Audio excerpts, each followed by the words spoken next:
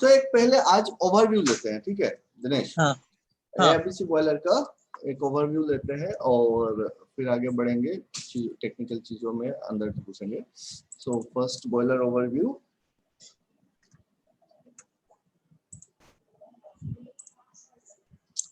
तो हो गया था लास्ट में।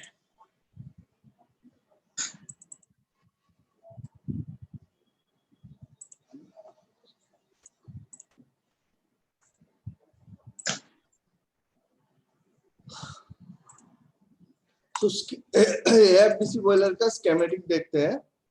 ओके। और सबसे नीचे क्या रहता है? फर्नेस और एयर बॉक्स, है ना? हाँ हाँ एयर बॉक्स के ऊपर फर्नेस, फर्नेस के बाद क्या आ रहा है आपका? Economiser, economiser. इकोनोमाइजर से आ रहा है आपका एयर प्रीहीटर, हाँ एयर प्रीहीटर के बाद आ रहा है ईएसपी, और हाँ ईएसपी के बाद आईडी फैन और फिर चिमनी। यही है ना? हाँ हाँ आपके वहां पे भी सेम सेम है ना? हाँ तो सर। एयर बॉक्स हो गया, उसके ऊपर फर्नेस हो गया, इकोनोमाइजर हो गया, एयर प्रीहीटर हो गया, ईएसपी हो गया, फिर आईडी फैन और फिर चिमनी। और एक चीज, इंपॉर्टेंट चीज बचता है, वो है हमारा स्टीम ड्रम, है ना? तो यही तो है एफबीसी बॉयलर। अब देखो कि एयर बॉक्स एक एक पार्ट करके देखते हैं कि एक एक पार्ट का फंक्शनिंग क्या है। सबसे पहला तो आ गया अपना एयर बॉक्स। अब एयर बॉक्स में क्या है? एयर बॉक्स में क्या होता है बताओ? एयर बॉक्स में जो हॉट एयर, एफडी फैन से जो हॉट एयर आता है इकोनोमाइजर होते हुए, एपीएच होते हुए, वो एयर इसमें देते हैं एयर बॉक्स को, उसके 30% एयर आईडी पीए फैन को देते हैं। और एयर बॉक्स का वो गया एयर ऊपर फर्नेस में जाता है। ओके, सो चलो देखते हैं कि एयर बॉक्स के अंदर क्या होता है। सो अगर हम एयर बॉक्स की बात करें, एयर बॉक्स भी बोलते हैं या फिर व्हील बॉक्स बोलते हैं। तो इसमें क्या है? एफडी से एक हेडर से आके आपका जितना कंपार्टमेंट है, हर एक कंपार्टमेंट के लिए एक एक लाइन एयर बॉक्स में लगा हुआ है ना? अब देखो आपका कितना कंपार्टमेंट का बॉयलर है वहां पे? 4 कंपार्टमेंट है। तो 4 कंपार्टमेंट पे यहाँ पे देखो 4 कंपार्टमेंट बना के रखे हैं ना? 1 2 3 4। अब ये चारों कंपार्टमेंट अंदर में कैसे हैं बताओ तो? एयर बॉक्स के अंदर कैसा है? एनक्लोज रहता है, उसमें नीचे से एयर जाने के लिए ये ड्रेन मींस होल रहता है, उससे एयर जाता है ऊपर। और एयर बॉक्स का जो हर एक कंपार्टमेंट को कहाँ से सेग्रीगेट करते हो? आइसोलेटेड कहाँ से है?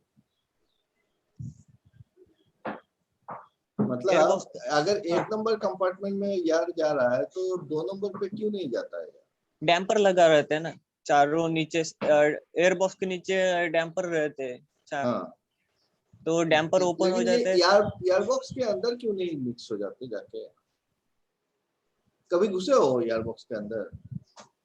देख, घुसा नहीं अंदर, पर उसमें जो जब सीनियर होते हैं ना, उनसे पूछा था तो उन्होंने बताया क्या, एयर बॉक्स के नीचे जो एयर देने के लिए डैम्पर लगे रहते, उसको वो डैम्पर ओपन करने के बाद एयर अंदर जाता है एयर बॉक्स पे। और देखो मैं दिखाता हूँ। मेन चीज क्या है कि यहाँ पे हम क्या करेंगे, एयर बॉक्स को पूरा का पूरा एयर बॉक्स को अलग अलग कंपार्टमेंट में डिवाइड कर लेंगे, ठीक है?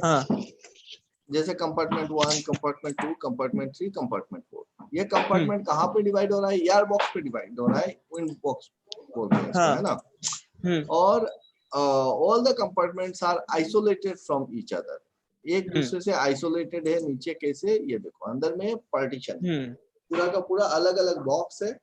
1 नंबर कंपार्टमेंट का एयर 2 नंबर कंपार्टमेंट पे नहीं जाएगा, 2 नंबर का एयर 3 नंबर पे नहीं जाएगा एयर बॉक्स के अंदर से, ठीक है? सो पूरा का पूरा आइसो है। अब यहाँ पे देखो, each compartment is provided with damper called FD compartment damper to control the air flow, है ना? सो अभी हम लोग डंपर लगाते हैं। डंपर कहाँ पे लगेगा? यहाँ पे FD compartment, FDC1, FDC2, FDC3, FDC4, ये 4 कंपार्टमेंट डंपर मैंने लगा दिए यहाँ पे, है ना?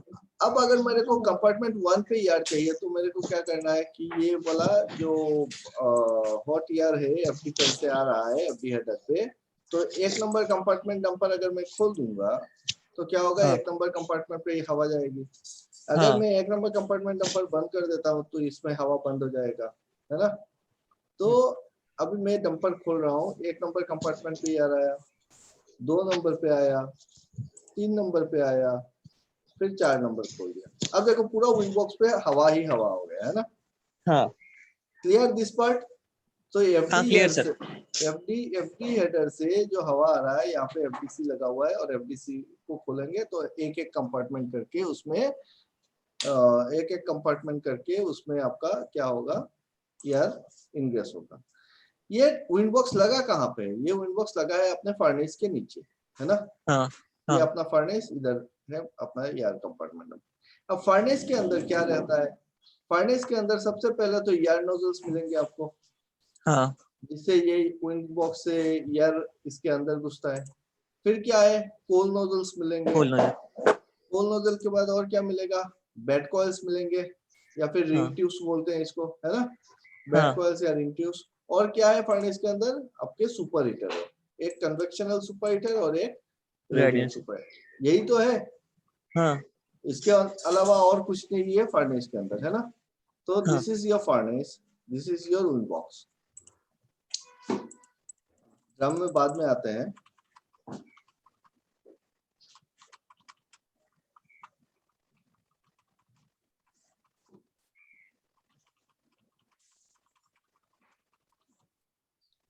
सारी पार्ट बाद में करेंगे, पहले यहाँ पे एयर बॉक्स का खिला देखते हैं। अब देखो सबसे ऊपर क्या लगा हुआ है, बंकर है। हाँ। बंकर में कोल है, और हाँ। इस पार्ट को क्या बोलते हैं हम लोग, वाई चूट बोलते हैं, है ना। हाँ। और हाँ। वाई चूट से होते हुए वो आ रहा है कोल फीडर पे, है ना। हाँ। अब नीचे कोल फीडर लगा हुआ है, तो 4 कंपार्टमेंट है, तो 8 कोल फीडर होने चाहिए। कितने कोल फीडर है आपके वहां पे? हम 8 कोल फीडर है, और 8 ड्रेन है। 8 कोल फीडर होने चाहिए। तो ये देखो 8 कोल फीडर लगा दिए 4 कंपार्टमेंट के लिए, मतलब एक एक कंपार्टमेंट को 2-2 कोल फीडर सर्व करेगा, है ना। हाँ। This is your Y chute. Isolation gate लगा दिए, ताकि अगर यहाँ पे कुछ मेंटेनेंस करना हो तो आइसोलेशन गेट हम बंद कर सकते हैं। फिर ये जो ड्राइव है, जो आपका कोल फीडर है, इसको हम लोग पॉकेट फीडर भी बोलते हैं, या फिर ड्रैग चेन फीडर भी होता है, पॉकेट फीडर होता है ना। हाँ। और सॉरी, ये चूट हो गया, और यहाँ पे आके फिर से डिवाइड होगा वाई चूट पे। और एक एक वाई चूट से अगर हम देखें नीचे, तो 4-4 लाइन पे फिर से डिवाइड हो गया, है ना। ऐसा है। हाँ सर बराबर। सेम टू सेम डिजाइन है। हाँ सेम टू सेम डिजाइन है। Okay good. सो यहाँ पे देखो एक एक कोल फीडर के नीचे क्या हो रहा है, एक एक कोल फीडर फिर से 4-4 लाइन पे डिवाइड हो रहा है, 2-2 लाइन पे डिवाइड हो रहा है। मतलब एक फीडर 2 लाइन को कोयला सप्लाई कर रहा है। सो 2 लाइन 4 लाइन को कर रहा है, मतलब एक एक कंपार्टमेंट पे कितना लाइन गया, 4-4 लाइन गया। 4 लाइन गया। और ये क्या है, ये जो कोयला लेके जाएगा, कौन लेके जाएगा, आपका एफडी हेडर से जो एयर आया, एफडी हेडर से पीएफएन में आया, और ये पीएफएन का जो ईयर होगा वही रेस्पॉन्सिबल होगा कि कोल फीड कोल करने को के लिए। कोल फीड को कर। फीड करने के लिए, है ना। तो यहाँ हाँ। पे भी डंपर लगे हुए हैं, पीएससी, पीएससी 2, पीएससी 3, पीएससी 4, 4 पीए कंपार्टमेंट डंपर हमने यहाँ पे लगा दिए, देखो, है ना। अब हाँ जैसे ही सर। हवा ये खोलेंगे तो इससे हवा आएगी, हवा आएगी तो फिर ये कोयला लेके चला जाएगा अंदर। ये हवा कहाँ से रहा है, ये रहा मेरा एफडी हेडर, और एफडी हेडर से एक लाइन चला गया था मेरा एयर बॉक्स पे, है ना।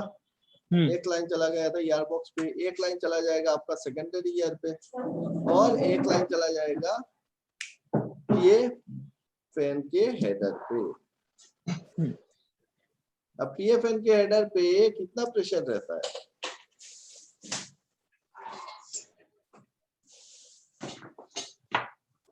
प्रेशर कितना रहता है वहां पे? 11 से to 13 से mmw से कितना? 11 तो 11। 1100 to 1200 mmWc का एयर प्रेशर है ना। हाँ। और ये एयर क्या है, ये हॉट एयर है, अप्रोक्सीमेटली योर 150 डिग्री सेंटीग्रेड का, 40-50 डिग्री सेंटीग्रेड का एयर आ रहा है यहाँ पे। क्लियर। Clear sir. यही हो रहा है। अब देखो ड्रेन लाइन होते हैं कंपार्टमेंट जो अपना क्या कहते हैं इसको, फर्नेस है, फर्नेस के अंदर ये सारे कोल नोजल्स हो गए, है ना। अब ये जो पीए फैन का जो लाइन आया यहाँ पे आके वो वर्टिकली अपवर्ड गया और वर्टिकली डाउनवर्ड आया। हर एक लाइन क्या हो रहा है, ये इस लाइन को अगर हम देखते हैं तो ये लाइन सीधा ऐसे आया हॉरिजॉन्टल लाइन, और एक वर्टिकली अपवर्ड फर्नेस के अंदर कोयला लेके जाएगा और वर्टिकली डाउनवर्ड ड्रेन, है ना। तो ये हो गए अपने सारे पीए लाइंस। एक एक कंपार्टमेंट में कितने लाइन है भाई, 4 लाइन है। 4 कंपार्टमेंट है तो फिर टोटल कितने लाइन हो जाएंगे, 16 लाइन हो जाएंगे। 16 लाइन। तो हमारे ड्रेन को जो आपके कोल्ड ड्रेन लाइन है, पीए ड्रेन लाइन, कितने निकलेंगे, 16 तो। उसके अलावा और क्या ड्रेन लाइन रहता है, बेड मटेरियल के लिए। तो हर एक कंपार्टमेंट में फिर से 4 क्या लग जाएंगे, बेड ड्रेन लाइन लगेंगे, है ना। और बेड ड्रेन लाइन क्या होगा, आपका फर्नेस का जो डीपी प्लेट है उसी में होल करके उसी से सीधा एक वर्टिकल पाइप आप निकाल लो तो वो बन जाएगा आपका बेड ड्रेन लाइन या फिर ड्रेन लाइन, है ना। अब मेरे को एक बात बताओ, ये जो पीएफ हेडर में जो प्रेशर है, ये प्रेशर 1100 to 1200 mmWc। mmWc का मतलब क्या है, मिलीमीटर वाटर कॉलम। कितना प्रेशर होता होगा, 1 kg प्रेशर या फिर 1 एटमॉस्फेरिक प्रेशर तो समझ में आता है। 1 atmospheric pressure equal to how much mmWc,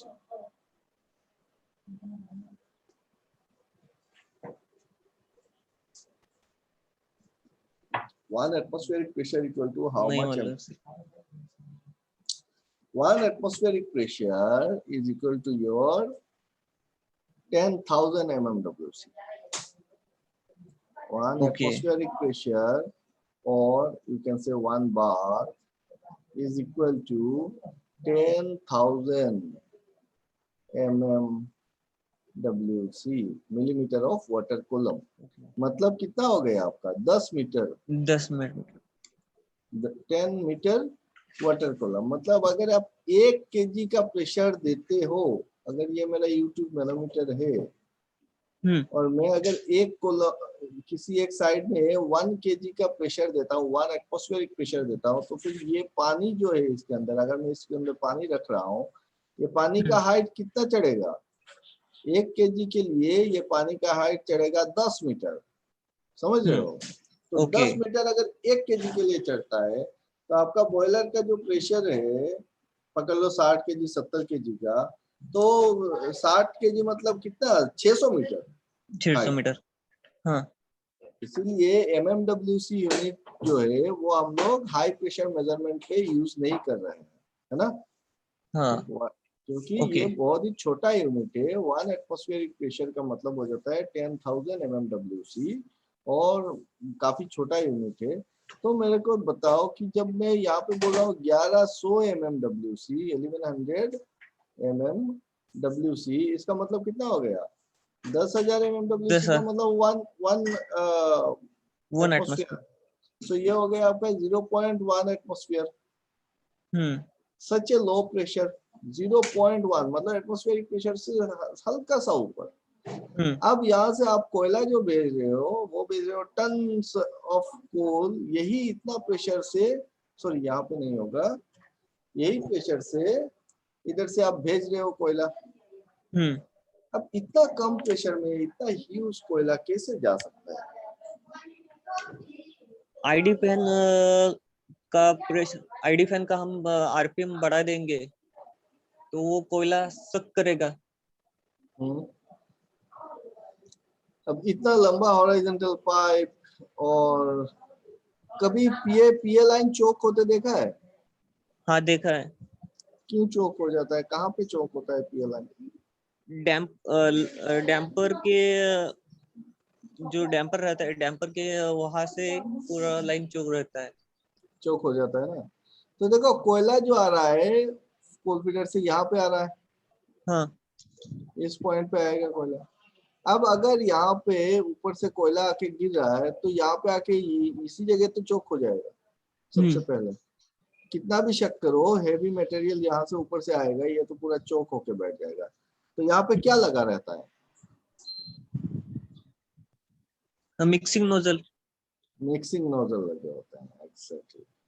सो ये कोल ट्रांसपोर्ट देखते हैं आज। कोल ट्रांसपोर्ट देखो, ये रहा मेरा कोयले कोल फीडर से जो लाइन लगा हुआ है, वर्टिकल लाइन, और यहाँ पे है मेरा ये कंपार्टमेंट 3 नंबर का लिए है और एक ही लाइन में दिखा रहा हूँ। तो यहाँ पे हो गया मेरा डंपर, ये कंपार्टमेंट डंपर। जैसे मैं डंपर खोलूंगा उसके बाद क्या है, एक मैनुअल डंपर मिलेगा, इसको आप एडजस्ट करके फिक्स करके रख दोगे अपने हिसाब से, है ना।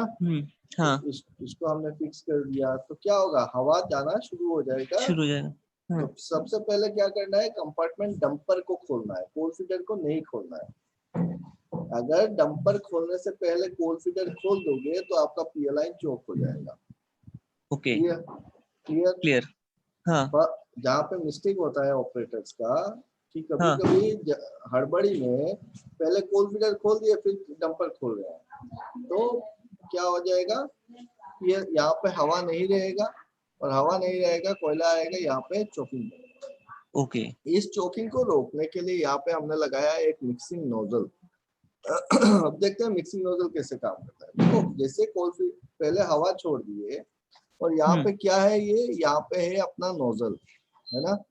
और हाँ कन्वर्जन डाइवर्जन नोजल कैसे काम करता है, ये मानो अपना नोजल है।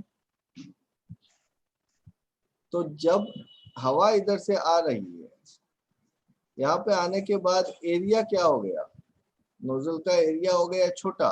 छोटा। और जब एरिया छोटा हो जाएगा तो हवा का वेलोसिटी क्या होगा, इंक्रीज हो जाएगा। वेलोसिटी इंक्रीज हो जाएगा, क्योंकि हमको पता है area into velocity is equal to constant. तो एरिया छोटा हो रहा है तो वेलोसिटी इसका बढ़ रहा है, नोजल का, है ना। तो हाँ नोजल से जैसे हवा यहाँ पे, जब इसका वेलोसिटी बढ़ेगा यहाँ पे, तो इसके आसपास में क्या होगा, यहाँ पे जितने सारे एयर मॉलिक्यूल्स है, हवा है, वो एयर मॉलिक्यूल्स को अपने साथ शक करके लेके जाएगा। जब ये हवा को शक करना शुरू करेगा तो यहाँ पे एक वैक्यूम क्रिएट हो जाएगा। हाँ इसके विसिनिटी पे वैक्यूम क्रिएट होगा, और इधर से लगा हुआ है आपका ये पूरा का पूरा कोल फीडर का लाइन। तो जब यहाँ पे वैक्यूम क्रिएट हुआ, कोयला ऊपर से आ रहा है, और वो भी छोटा छोटा कोयले का टुकड़ा आ रहा है। कितना साइज होता है कोयले का एपीसी बॉयलर में? 1 to 3 mm इसके बीच में रखते हैं। -6 mm होना चाहिए, ठीक है। -6 mm मतलब 6 mm से छोटा। एकदम फाइन्स होगा तो दिक्कत, उसके ऊपर हम बातचीत करेंगे, कोयला के ऊपर हम बातचीत करेंगे। एकदम फाइन्स होगा तो दिक्कत, और मोटा हो जाएगा तब भी दिक्कत। लेकिन अगर मतलब फाइन्स तो रहता ही है, फाइन्स को अवॉइड करना चाहिए हमको, लेकिन फाइन्स तो आपको मिलेगा ही मिलेगा। और फाइन्स के साथ आपको मिलेगा लम्प्स। ये जो लम्प्स है, अगर बहुत मोटा टुकड़ा होगा तो दिक्कत आएगी। तो मिनिमम मैक्सिमम साइज 6 mm और 6 mm के नीचे वाला, और मिनिमम साइज का तो कोई साइज ही नहीं है, -1 mm रहता ही है ना, वो अवॉइड नहीं कर पाएंगे हम लोग।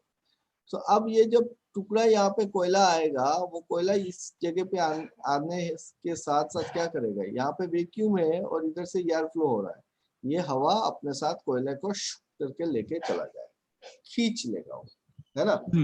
तो पीएफएन का जो हवा आ रहा है यहाँ पे, ये हवा कोयला को पुश नहीं कर रहा, कोयला को यहाँ पे पुश करके कभी भी लेके नहीं जा पाएगा। पुश करने से भी यहाँ पे आके चोकिंग हो जाएगा। वर्टिकल से इतना सारा कोयला आ रहा है और आके मिक्सिंग नोजल पे आके चोकिंग हो जाएगा।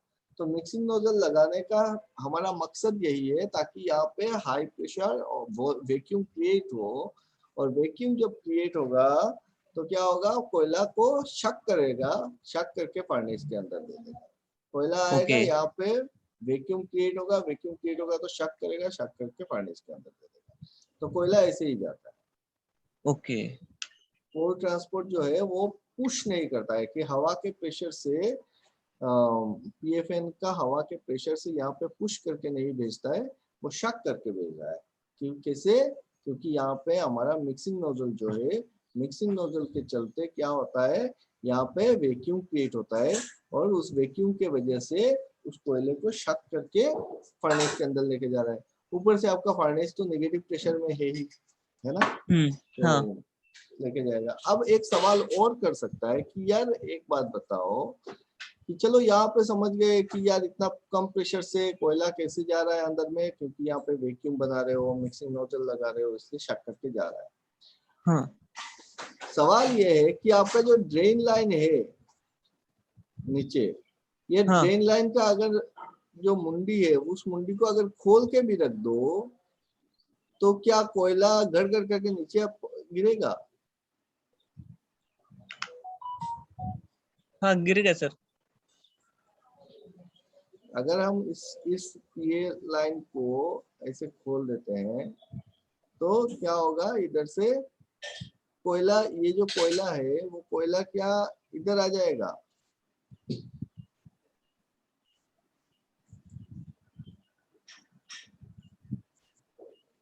हाँ बाहर आ जाएगा क्योंकि बाहर का। पाइप का मुंह खुला है ना, बाई ग्रेविटी हाँ नीचे आएगा? नहीं आएगा। क्यों नहीं आएगा? नहीं आएगा, खोल के देखना, नहीं आएगा।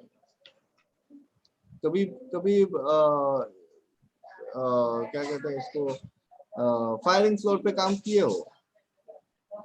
किधर सर? फायरिंग फ्लोर पे बेड ड्रेन किया है कभी? किया है। तो या फिर पीए लाइन जब चौक होता है उसको क्लियर किया है? हाँ क्लियर किया है। तो क्या करते हो आप, इस डंपर को खोलते हो, यहाँ पे गेट को खोलते हो, ड्रेन कराते हो, है ना? हाँ उस जब ड्रेन हो रहा होगा तो देखना एक टाइम पे आप क्या कर सकते हो, इसको खोल के ना यहाँ पे हाथ लगा के देख सकते हो कि यहाँ पे शक शक कर रहा है, वैक्यूम है कि बंद है जब चोकिंग हो रहा है। क्योंकि यहाँ पे देखो इधर नेगेटिव प्रेशर है, यहाँ पे हाँ एटमॉस्फेरिक प्रेशर है। जब यहाँ हाँ पे आपका एटमॉस्फेरिक प्रेशर है बाहर, तो जब आप इसको खोलोगे डंपर को तो हवा जो है वो अंदर की तरफ जाएगा, ना कि अंदर से बाहर की तरफ आएगा। हाँ यहाँ पे बराबर। यहाँ पे आपका 1100 mmWc का प्रेशर जा रहा है, मिनिमम प्रेशर जा रहा है, और वो प्रेशर ऊपर नेगेटिव प्रेशर है तो फिर ऊपर तरफ जा रहा है, वो नीचे तरफ नहीं आ रहा है। हम्म।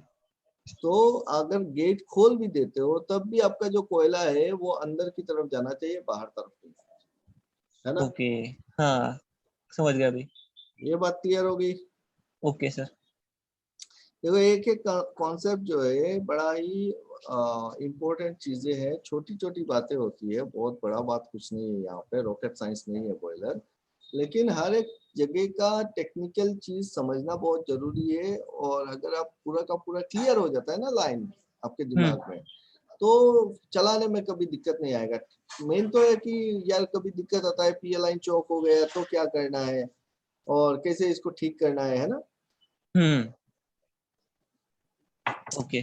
चलाने को तो कोई भी चला लेता है, लेकिन अगर टेक्निकली आप चीजों को समझ जाते हो कि क्यों हो रहा है उस जगह पे ऐसा, हम्म। तो वहां पे आपका जो कभी प्रॉब्लम आएगा तो उसको हैंडल करने में आपको आसानी होगी। ओके। सो हमने ये देखा कि भाई ये कोयला जो है, कोयला जा कैसे रहा है? कोयला जा रहा है जब कोल फीडर को ऑन करते हैं, तो कोल फीडर को ऑन करने से पहले जरूरी है कि पहला ये कंपार्टमेंट डंपर खुला हो। ये हम्म। कंपार्टमेंट डंपर खुला होने से ही नहीं होगा, हमको देखना पड़ेगा कि यहाँ पे जो मिक्सिंग नोजल है उस मिक्सिंग नोजल पे सक्शन है कि नहीं है। देखते हो कभी जाके मिक्सिंग नोजल पे जाके हाथ लगा के देखा है कभी? नहीं देखा नहीं अभी तक। तो आज जाओ, आज ड्यूटी है हाँ आज नाइट है। तो नाइट शिफ्ट में जब जाएगा, जाके मिक्सिंग नोजल के नीचे जाओ, जाके हाँ मिक्सिंग नोजल को खोलो, खोल के वहां पे हाथ लगाओ, ठीक है? ओके। यहाँ पे एक कैप मिलेगा आपको मिक्सिंग नोजल के नीचे, एक तो कैप मिलेगा, उस कैप को खोल के हाथ लगाओ, रनिंग में लगाओ, कोई दिक्कत नहीं। क्या ओके होना चाहिए आपको, आप जब हाथ लगाओगे तो यहाँ पे देखोगे कि ये यहाँ पे सक्शन होना चाहिए, ओके। क्योंकि इधर से तो हवा आ रहा है पिए का, हाँ हाँ तो पिए का हवा नोजल से सीधा निकलेगा, सीधा निकलेगा तो फिर यहाँ पे और ऊपर दोनों जगह क्या क्रिएट करेगा, वैक्यूम क्रिएट करके रखना चाहिए। हाँ अगर यहाँ पे वैक्यूम क्रिएट नहीं हो रहा है, हाँ अगर यहाँ पे वैक्यूम क्रिएट नहीं हो रहा है, इसका मतलब आपका पीए लाइन चौक है। ओके। हमको पता कैसे चलता है कि पीए लाइन चौक हो गया कि नहीं हो गया? हमको इसी मिक्सिंग नोजल का नीचे वाला जो कैप है उसको खोलने से और वहां पे हाथ लगाने से पता चलता है कि मेरा पीए लाइन चौक है या नहीं है। फिर ओके। पकड़, समझ में आया आपकी हाँ कैसे समझ गया अभी। कैसे आपका सीनियर बोल देता है अरे पीए लाइन चेक करो, बोलता है ना कभी कभी कंट्रोल रूम से, हाँ हाँ हाँ कहते हाँ। हैं पीए लाइन चेक करो। अब पीए लाइन चेक करो, अब पीए लाइन को जाके पकड़ के बैठोगे? नहीं बराबर है। पीए लाइन चेक करने का मतलब क्या है? पीए लाइन चेक करने का मतलब है आप जाओ और मिक्सिंग नोजल को खोलो, मिक्सिंग नोजल के नीचे हाथ लगाओ और देखो यहाँ पे सक्शन है कि नहीं। ओके अगर सक्शन है तो मेरा लाइन क्लियर है, अगर सक्शन नहीं है इसका मतलब लाइन चौक है। ठीक ओके। है। हाँ अब सर। अब और एक चीज है कि चलो इधर से तो इधर से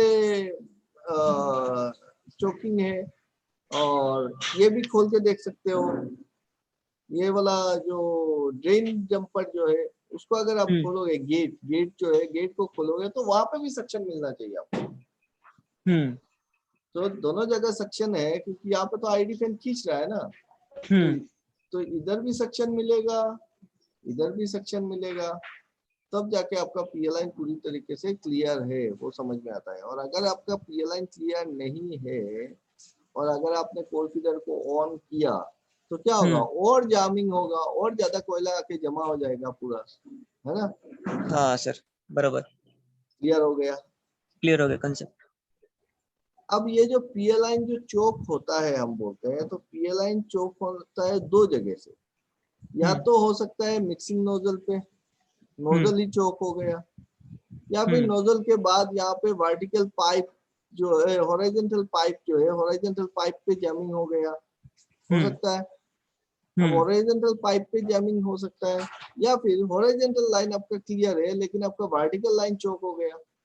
हम्म यहाँ पे वर्टिकल लाइन के लाइन में क्या हो गया, आपका पूरा का पूरा कोयला फंस के यहाँ पे बैठा हम्म हुआ है, तो आपका पूरा पाइपलाइन पे कोयला भर जाएगा क्योंकि वो अंदर गया ही नहीं। हम्म। क्लियर? तो दोनों लाइन चौक हो सकता है, या तो हॉरिजॉन्टल लाइन या फिर आपका वर्टिकल लाइन, दोनों लाइन चौक हो सकता है। क्लियर? Clear sir. तो अगर आपका हॉरिजॉन्टल लाइन चौक होता है, हम्म ये हॉरिजॉन्टल लाइन अगर चौक होता है तो आप कैसे क्लियर करोगे? पकड़ लो आपका vertical line is okay, vertical line is okay, लेकिन हम्म। आपका क्या है कि हॉरिजॉन्टल लाइन जो है वो हॉरिजॉन्टल लाइन चौक,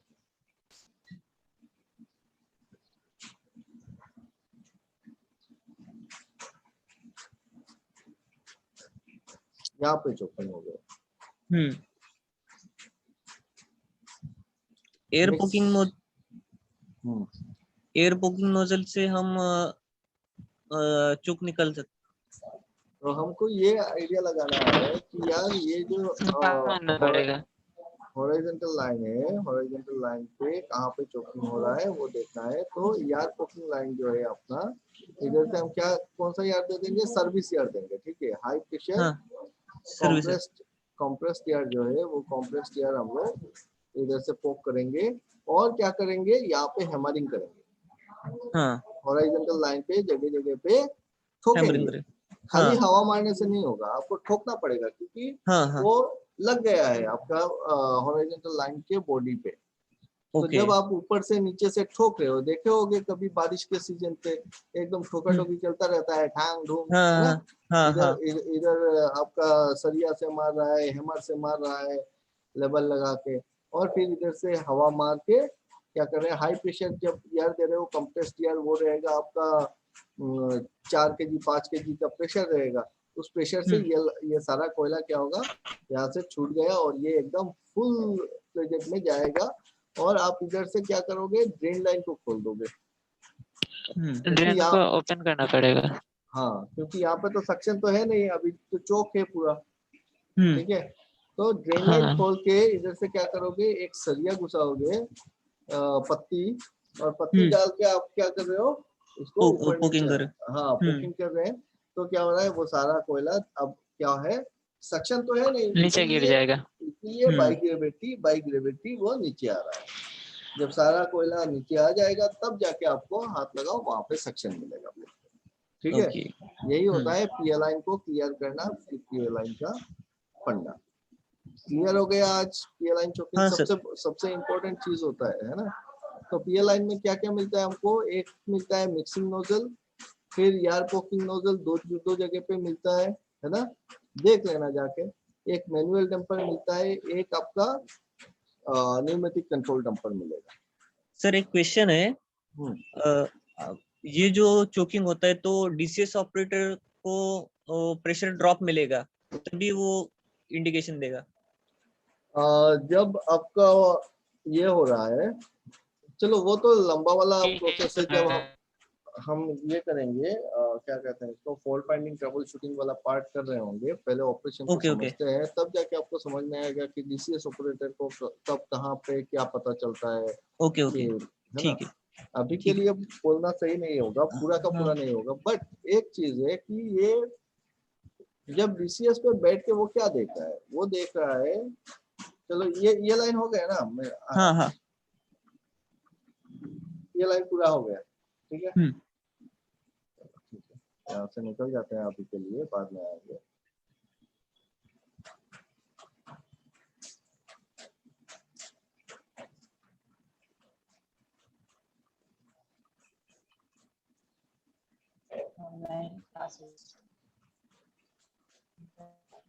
ये रहा तुम्हारा बॉयलर का पूरा कंट्रोल, है ना।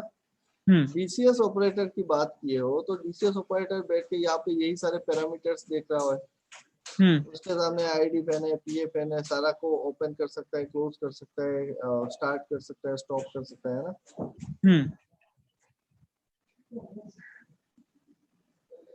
नाउ कंपार्टमेंट का यहाँ पे जो हमने अभी दिखाया आपको, यहाँ पे है मेरा FDC compartment 1 dumper, FDC PAC compartment 1 dumper. ये रहा, यहाँ पे है मेरा कोल फीडर, मुझको दिख रहा है 1 2 3 4 5 6 7 8 8 कोल फीडर दिख रहे हैं, और ये 4 कंपार्टमेंट के डंपर्स दिख रहे हैं। डीसीएस ऑपरेटर ये देखेगा, यार मेरा ये यहाँ पे जो बेड का टेम्परेचर है, कंपार्टमेंट 1 ऊपर देखो, कंपार्टमेंट 1, कंपार्टमेंट 2, कंपार्टमेंट 3, कंपार्टमेंट 4। सो यहाँ पे बेड का टेम्परेचर क्या दिखा रहा है, ठीक है। नंबर 2, बेड का ये क्या दिखा रहा है, विंड बॉक्स प्रेशर क्या दिखा रहा है। जब इधर से कोयला जाएगा नहीं तो यहाँ पे टेम्परेचर क्या होगा, टेम्परेचर शूट शूट करके नीचे गिरता हुआ दिखेगा, है ना। सो उसको टेम्परेचर से भी पता चल जाएगा, यार इसमें तो कोयला जा नहीं रहा है। अगर बेड भारी होता है तो फिर एयर बॉक्स प्रेशर उस कंपार्टमेंट का बढ़ जाएगा।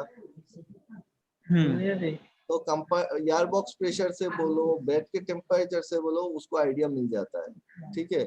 फिर मेन चीज जो फोकस पे रखना है, बॉयलर पे बैठ के सबसे ज्यादा फोकस कहाँ पे है, फोकस तो है मेरा मेन स्ट्रीम प्रेशर और मेन स्ट्रीम टेम्परेचर पे।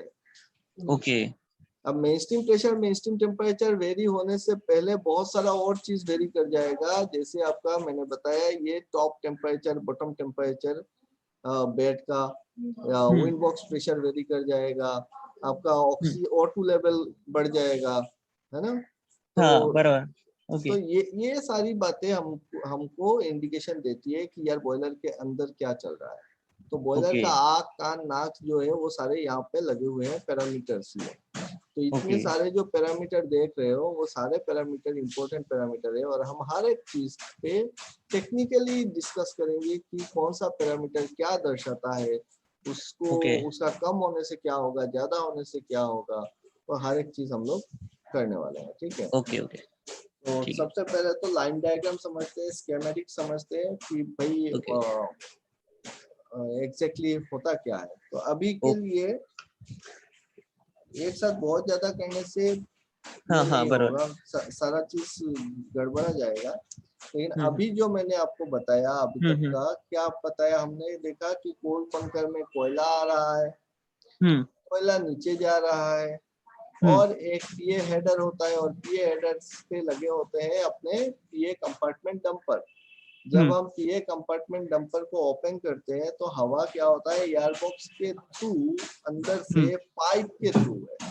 आप देखोगे कि जाके पीए हेडर का लाइन जो है वो जाके घुस गया है एयर बॉक्स के अंदर, है ना।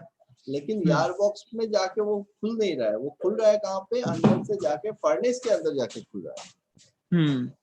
ये पाइप जो है वो वर्टिकल लाइन से डायरेक्ट फर्नेस के अंदर गया है, तो विंड बॉक्स पे कोयला नहीं निकल रहा है ना। तो कोयला आएगा, और कोयला कैसे आएगा, वो वहाँ पे मिक्सिंग नोजल लगा हुआ है, उधर से शक करेगा तो जाके आपका कोयला अंदर जाता है। Clear? Clear sir. Vertical line का क्लियर हो गया। हॉरिजॉन्टल लाइन अगर चोकिंग हो रहा है तो कैसे कर रहे हो, हॉरिजॉन्टल लाइन चोकिंग हो रहा है, एयर फोकिंग कर रहे हो, आप हेमरिंग कर रहे हो, तब जाके लाइन क्लियर हो रहा है। वर्टिकल लाइन चोक होता है। ये सवाल करेगा आपको इंटरव्यू में, अगर बॉयलर के नए नए हो कि यार बताओ पीए लाइन का बताओ, तो पीए लाइन चोक हो गया तो क्या करोगे। तो आपके दिमाग में एकदम क्लियर ये चीज जो है वो क्या कहते हैं इसको, पिक्चर जो है वो पिक्चर एकदम से क्लियर रहना चाहिए कि हम क्या करने वाले हैं। 3 पार्ट देखेंगे। हम क्या क्या करेंगे, कब क्या होगा, तो क्या करेंगे, that should be very clear in our mind कि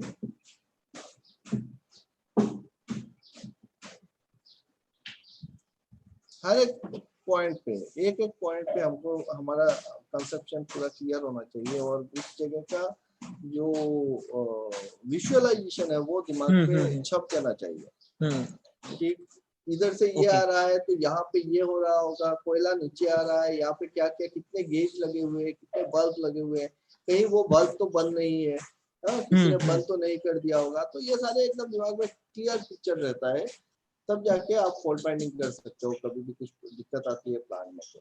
तो पीए हेडर का जब हम देख रहे हैं कि भाई कोल बीडर से ये लाइन ऐसे कनेक्टेड है, वाई शूट है, तो यहाँ पे कहाँ कहाँ दिक्कतें आ सकती है। अब ये कंपार्टमेंट डंपर खोलते हैं तब जाके हवा जाती है, ये हवा क्या इसका इस एयर का एग्जैक्ट काम क्या है, इस हवा का काम है यहाँ पे वैक्यूम क्रिएट करना, सक्शन को क्रिएट करना।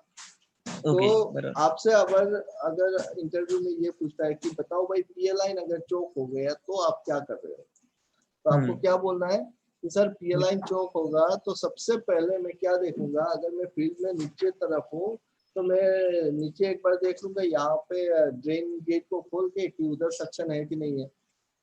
तो अगर यहाँ पे देखो, अगर सवाल और भी आते हैं, जैसे अगर आपको यहाँ पे सक्शन मिल रहा है, ठीक है, एयर सक्शन मिल रहा है, और तो क्या आप डिक्लेयर कर सकते हो कि पीए लाइन मेरा क्लियर है, सक्शन तो मिल रहा है। पकड़ लो वर्टिकल लाइन पे आपने नीचे देखा कि सक्शन पूरा है, बराबर हवा खींच रहा है, क्या इसका मतलब मेरा पीए लाइन क्लियर है कि पीए लाइन चौक है? पीए लाइन क्लियर है नहीं बोल सकते हो। अभी आप फील्ड से आपको बोला ऑपरेटर कि यार दिनेश एक काम कर, पीए लाइन को चेक कर, ठीक है, तो आप गए और नीचे वर्टिकल लाइन को खोले, गेट हाथ लगाए, सक्शन है, हाँ सर लाइन क्लियर है, लाइन क्लियर है। हाँ, तो लाइन तो आप यहाँ से जब सक्शन मिल रहा है आपको, इसका मतलब है कि आपका वर्टिकल लाइन क्लियर है। ओके बराबर, हाँ तीनों। लेकिन हो सकता है ना कि आपका हॉरिजॉन्टल लाइन यहाँ पे चोकिंग हो गया हो। बराबर है सर। तो खाली यहाँ पे देख के आप नहीं बोल सकते हो कि पीए लाइन क्लियर है। आपको क्या करना पड़ेगा, दौड़ के जाना है, जाके आपका हॉरिजॉन्टल लाइन जो है इसका कैप खोलना है, मिक्सिंग नोजल का कैप खोल के वहां पे हाथ लगा के देखना है यहाँ पे सक्शन है कि नहीं। जब आपका मिक्सिंग नोजल पे भी सक्शन है, वर्टिकल लाइन पे भी सक्शन है, तब आप बोल सकते हो कि सर लाइन पूरा क्लियर है। हो सकता है खाली हॉरिजॉन्टल जाम हुआ हो और वर्टिकल क्लियर हो, ठीक है। तो इन दैट केस आपको आपका जो फीडबैक होगा वो गलत हो जाएगा अगर किसी एक जगह से आप बोल देते हो तो। सो आपसे सवाल करेगा कि बताओ भाई ये हम्म लाइन चौक हो गया है, आप क्या करोगे? हम्म पहला सवाल कि पी लाइन चौक है कि नहीं है, लाइन क्लियर हम्म है कि नहीं है ना? हम्म तो उसको हम्म कैसे पता करोगे सर? उसको पता करने का दो जगह है, एक तो मिक्सिंग नोजल से सक्शन है कि नहीं है देखेंगे, दूसरा ये हम्म देखेंगे कि वर्टिकल लाइन से सक्शन है कि नहीं है। अगर दोनों हम्म जगह पे सक्शन है इसका मतलब है कि लाइन मेरा पूरा क्लियर है। ओके सेकंड सवाल, चलो ठीक है आपको सक्शन नहीं मिला, अब आप क्या करोगे?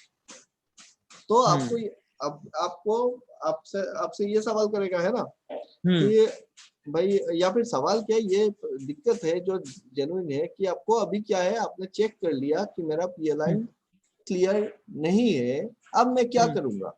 तो मेरे को क्या करना है, मेरे को पहले ये तो आइडिया लगे कि हॉरिजॉन्टल चौक है कि वर्टिकल चौक है। हम्म अगर मेरा वर्टिकल चौक है, हॉरिजॉन्टल चौक तो होगा ही, साथ में वर्टिकल भी चौक हो गया है, तो सबसे पहले तो यार इधर में पोकिंग करना पड़ेगा, पत्ती डालो। हॉरिजॉन्टल को पहले क्लियर करने से पहले आपको वर्टिकल क्लियर करना पड़ेगा। आपका वर्टिकल लाइन ही पूरा का पूरा चौक है, इधर से यहाँ पे कोयला जाम होके बैठ गया है, कोयला नीचे आ ही नहीं रहा है। ठीक है, समझना मेरी बात को। हाँ समझ रहे सर। कोयला नीचे ऊपर कहीं नहीं जा रहा है, पूरा का पूरा पाइपलाइन जो है वो जाम होके बैठ गया, और एकदम हॉरिजॉन्टल भी जाम होके बैठ गया। और आप क्या कर रहे हो, ये पूरा का पूरा लाइन में कोयला भरा हुआ है ना, आप क्या कर रहे हो, आप आके यहाँ पे हैमरिंग कर रहे हो धकाधर, और इधर से क्या कर रहे हो, आप हवा के ऊपर हवा मार रहे हो, कंप्रेसर का टैंक का प्रेशर गिरा दिए, लेकिन लाइन तो क्लियर नहीं होगा यार, कैसे होगा बताओ? आप यहाँ से कितना भी ठेलोगे, अगर मेरा वर्टिकल लाइन क्लियर नहीं है, हॉरिजॉन्टल क्लियर कैसे हो सकता है? नहीं होगा, नहीं हो सकता। है ना? तो सबसे पहले मेरा काम है कि मैं देखूं कि मेरा वर्टिकल लाइन क्लियर है कि नहीं। तो पहला काम होगा, वर्टिकल को क्लियर करो, आप इधर से पोकिंग करो, पोकिंग करके नीचे गिराओ। इसका तो क्लियर करने का और कोई जरिया है नहीं, आपको एक ही काम है, आप पोकिंग करोगे, माल नीचे आएगा, उसके बाद देखोगे कि सक्शन है कि नहीं है। क्योंकि आपको पता कैसे चलेगा कि माल तो बहुत गिरा, लेकिन यहाँ पे चौक होके थोड़ा सा एक पार्ट पे चौकिंग होके बैठ गया है, पता नहीं ना चलेगा। हाँ बराबर। तो उसको पता करने का एक ही तरीका है कि सक्शन पूरा प्रॉपर बढ़िया सक्शन आया कि नहीं आया। तो नॉर्मल रनिंग पे कभी हाथ लगा के देखो। अब देखो यार, मैं बोल रहा हूँ हाथ लगा के देखो, उल्टा पुल्टा जगह पे जाके हाथ लगा के देखना मत। नहीं। समझ के दिमाग लगा के काम करना है, पहले लाइन को क्लियर करना है। इसलिए हर एक लाइन को मैं सामने रख रहा हूँ, है ना, कि फिर पता चला आप जाके वो बेड ट्रेन लाइन खोल दिए हो, खोल के नहीं। ठीक है, और गरम बेड मटेरियल आके हाथ में गिर गया। बेड ट्रेन लाइन नहीं खोलना है, आपको पहले आइडेंटिफाई कर लेना है कि यार मेरा पीए लाइन कौन सा है, क्योंकि बेड ट्रेन खोलोगे तब तो बेड मटेरियल आके गिरेगा, गरम बेड मटेरियल हाथ पे गिरेगा आपके। सो पीए लाइन को खोलो, उसमें हाथ लगा के देखो कि नॉर्मल रनिंग पे सक्शन कितना रह रहा है। जब आपको पता चलेगा कि नॉर्मल पे इतना रहता है, तब जाके कभी प्रॉब्लम होगा, तब आइडिया आएगा कि यार यहाँ पे प्रॉब्लम है, सक्शन कम हो रहा है। ओके बराबर है। अगर नॉर्मल का रेंज ही पता नहीं है तो फिर आप कैसे बता पाओगे जब प्रॉब्लम आएगा तो किस कम जा रहा है, ज्यादा जा रहा है। तो यही ये चीज क्लियर हो गया है। एक नंबर चीज, कंसेप्ट एकदम एक नंबर की पीए लाइन चौक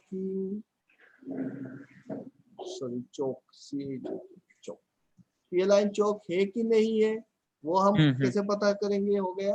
पीए लाइन अगर चौक है तो उसको क्लियर कैसे करेंगे, वो पता चल गया कि वर्टिकल लाइन जाम है, उसको पहले क्लियर करेंगे, और जब वर्टिकल लाइन क्लियर हो जाएगा उसके बाद यहाँ पे ठोका ठोकी करके हैमरिंग करेंगे, और जरूरत पड़े तो यार पोकिंग करेंगे। अब यार पोकिंग लाइन करने का दो जगह दिया हुआ है ना।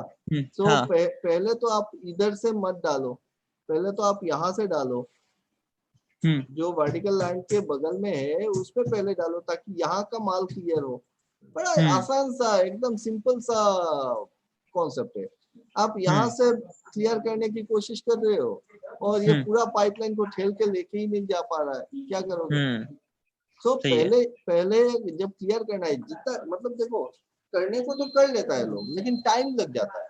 और जब एक बार टाइम लग जाता है, बॉयलर का प्रेशर टेम्परेचर ड्रॉप हो गया, उसके बाद खेला हाथ से निकल जाएगा। एफबीसी बॉयलर का सबसे बड़ा चीज जो है वही है ना कि टाइम और टर्बुलेंस। एक वर्ड सुने होगे फिल्म में, ट्रिपल टी, सुने हो? हाँ, 3T। ये क्या है? Time, temperature, turbulence. तो टाइम, टेम्परेचर एंड टर्बुलेंस, ये तीन चीज होते हैं।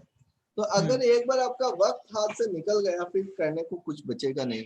तो आपको जितना जल्दी हो सके दौड़ के, जितना जल्दी हो सके आपको पीए लाइन को क्लियर करना है, पागलों की तरह। तो अगर पीए लाइन को क्लियर करना है और आप सबसे पहले जाके अपना टाइम वेस्ट कर रहे हो इधर से, चलो यार यहीं से मार देते हैं हवा और क्लियर कर लेते हैं एक बार में, तो आपका टाइम चला गया। आपको दौड़ के पहले जाना है यहाँ पे फर्स्ट पॉइंट वर्टिकल लाइन को चेक किए, क्लियर किए, वर्टिकल लाइन क्लियर हो गया, दौड़ के आए सेकंड पॉइंट पे आए कि इसमें देखे सक्शन नहीं आया है, वर्टिकल लाइन क्लियर होने के बाद भी यहाँ पे सक्शन देख के आया हूँ, यहाँ पे क्लियर हो गया, यहाँ पे क्लियर नहीं मिल रहा है मेरे को, मैं क्या करूंगा, इस लाइन को खोलूंगा, लेबर को बोलूंगा यार ठोक, बिना सोचे समझे ठोको, और इधर से मैं हवा लगाऊंगा और इस जगह को क्लियर करके यहाँ पे हाथ लगा के फिर देखूंगा। हवा मारने के बाद क्या है, यहाँ पे भी तो सक्शन मिलेगा। हाँ बराबर है, यहाँ पे भी सक्शन मिले, तो यहाँ पे सक्शन मिल रहा है कि नहीं मिल रहा है वो भी पता चल जाएगा। अगर यहाँ पे जाम है तो यहाँ पे सक्शन इस जगह पे सक्शन नहीं मिलेगा। अगर यहाँ पे सक्शन मिल रहा है अभी, इसका मतलब ये पार्ट पूरा मेरा क्लियर हो गया है।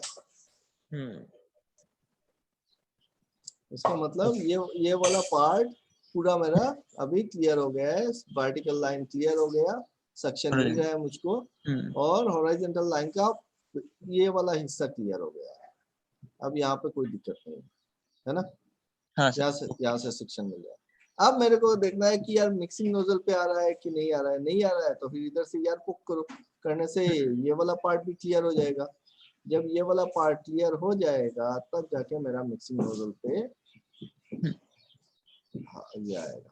आपको ये पता करना पड़ेगा कि यार ये जो चोकिंग है वो कौन सी जगह पे है, कौन से पार्ट पे एग्जैक्ट चोकिंग हो रहा है, तब जाके आप जल्दी से क्लियर कर सकते हैं। ऐसे अभी तो फील्ड पे हो, है ना, और एज ए फील्ड ऑपरेटर आपका लाइन का डिटेल्स आपके दिमाग में प्रिंटेड होना बहुत जरूरी है। नहीं तो देखोगे कि बहुत बार आपका एकदम मतलब एकदम बेकार वाला रीजन से बॉयलर को ट्रिप करा देते हैं। बेकार वाला रीजन कैसा कि आपने चालू कर दिया, कोई इनएक्सपीरियंस्ड ऑपरेटर अगर बैठ गया डीसीएस पे, होता है ना, नए नए होते हैं तो गलती होती है, ऐसा नहीं है कि उसका दोष है, गलती होती है, तो जानकारी का कमी होता है। तो किसी कारण से उसने कोल फीडर को पहले खोल दिया, फिर ये कर रहा है, पीएल कंपार्टमेंट खोल रहा है और उसमें इंटरलॉक्स अगर नहीं है, इंटरलॉक्स है तो दिक्कत नहीं है, लेकिन इंटरलॉक्स नहीं है तो क्या होगा, जाम हो जाएगा। फिर उसको समझ में आएगा नहीं क्या हो रहा है, तो उसने बोला यार मेरा पीएल लाइन चौक हो गया है, इसको क्लियर करो। जो बंदा आया पीएल लाइन क्लियर करने को, वो आके उसको एक ही चीज पता है कि यार हैमरिंग करो और इधर से यार पोक करो तो लाइन क्लियर होता है। वो धड़ाधड़ हैमरिंग भी कर रहा है, हवा भी मार रहा है, लेकिन लाइन क्लियर नहीं हुआ।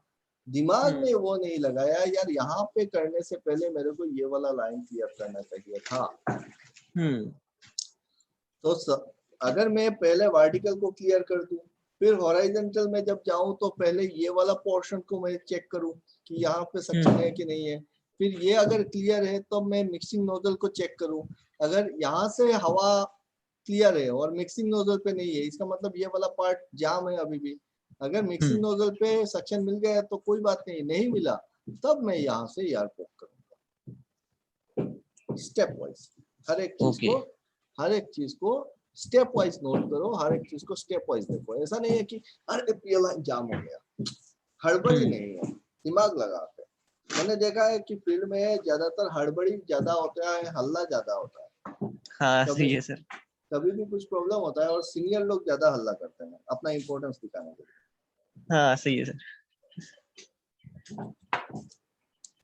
और हम लोग हल्ला करते थे, हल्ला करना जरूरी होता है क्योंकि जब तक हल्ला नहीं करोगे तब तक जो लेबर है वो भी धीमा चलेगा, जो ऑपरेटर है हाँ वो सही भी है। धीमा चलेगा।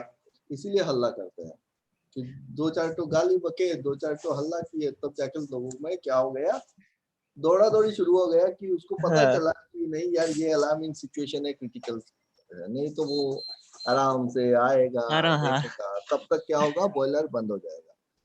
सो जो सीनियर होते हैं उनको ये पता होता है कि यार मेरा हो क्या रहा है, कहाँ पे हो रहा है।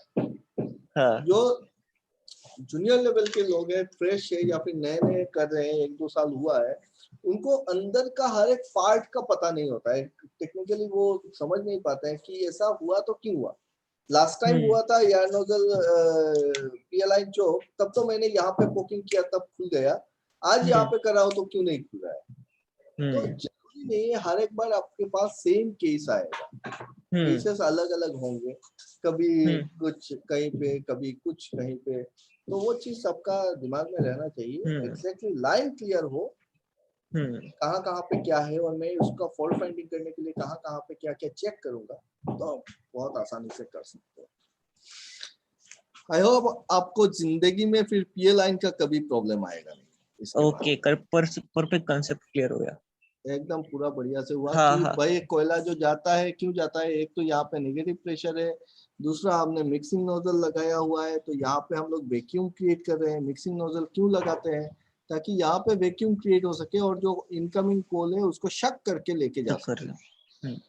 ये सवाल करेगा ही करेगा, आप देखना आपको इंटरव्यू पे बहुत जगह पे कि कोयला ट्रांसपोर्टेशन कैसे होता है, आप बोलोगे पीए लाइन से होता है, पीए लाइन से कैसे होता है सर, वहां पे हम लोग क्या लगाते हैं, मिक्सिंग नोजल लगाते हैं। मिक्सिंग नोजल का काम क्या है कि वो यहाँ पे वैक्यूम एक वैक्यूम क्रिएट करता है ताकि शक कर सके कोल को और अपने साथ फर्नेस के अंदर लेके जा सके। आईडी फैन का निगेटिव होना इतना जरूरी नहीं है जितना जरूरी यहाँ पे निगेटिव होना है। ओके। है ना, क्योंकि यहाँ पे फर्नेस पे आपका प्लस माइनस चलता रहता है, प्लस माइनस 5 mmWC का प्रेशर चलता रहता है ना।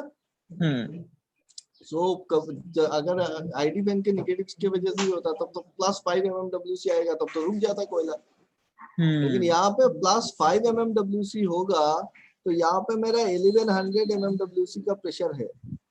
हर एक चीज को मैच करो, पैरामीटर्स को मैच करना सीखो। इधर कितना है, 1100 mmWC है, तो यहाँ पे 5 mmWC होगा भी, तब भी यहाँ पे मेरा लो प्रेशर है और इधर मेरा हाई प्रेशर है, तो ये हवा तो इधर फर्नेस के अंदर जाना ही जाना है, उसमें दिक्कत नहीं है। क्योंकि किसी भी तरीके से फर्नेस के अंदर 1100 mmWC तो होगा नहीं। समझ रहे हो? हाँ समझ गए सर। चलो इस पार्ट को यहीं पे खत्म करते हैं, फिर आगे और डिस्कस करेंगे बाद में।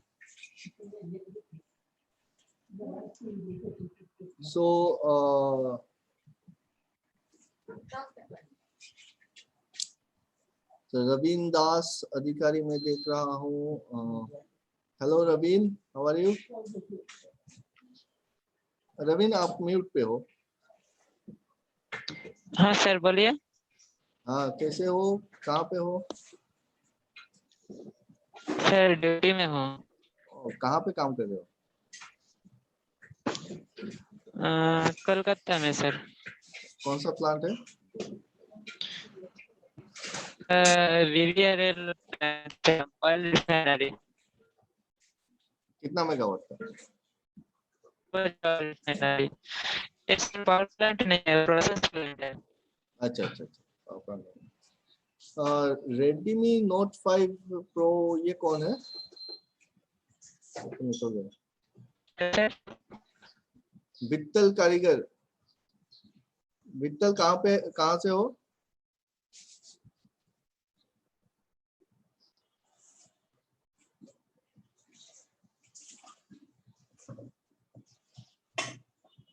विट्ठल कहाँ से हो?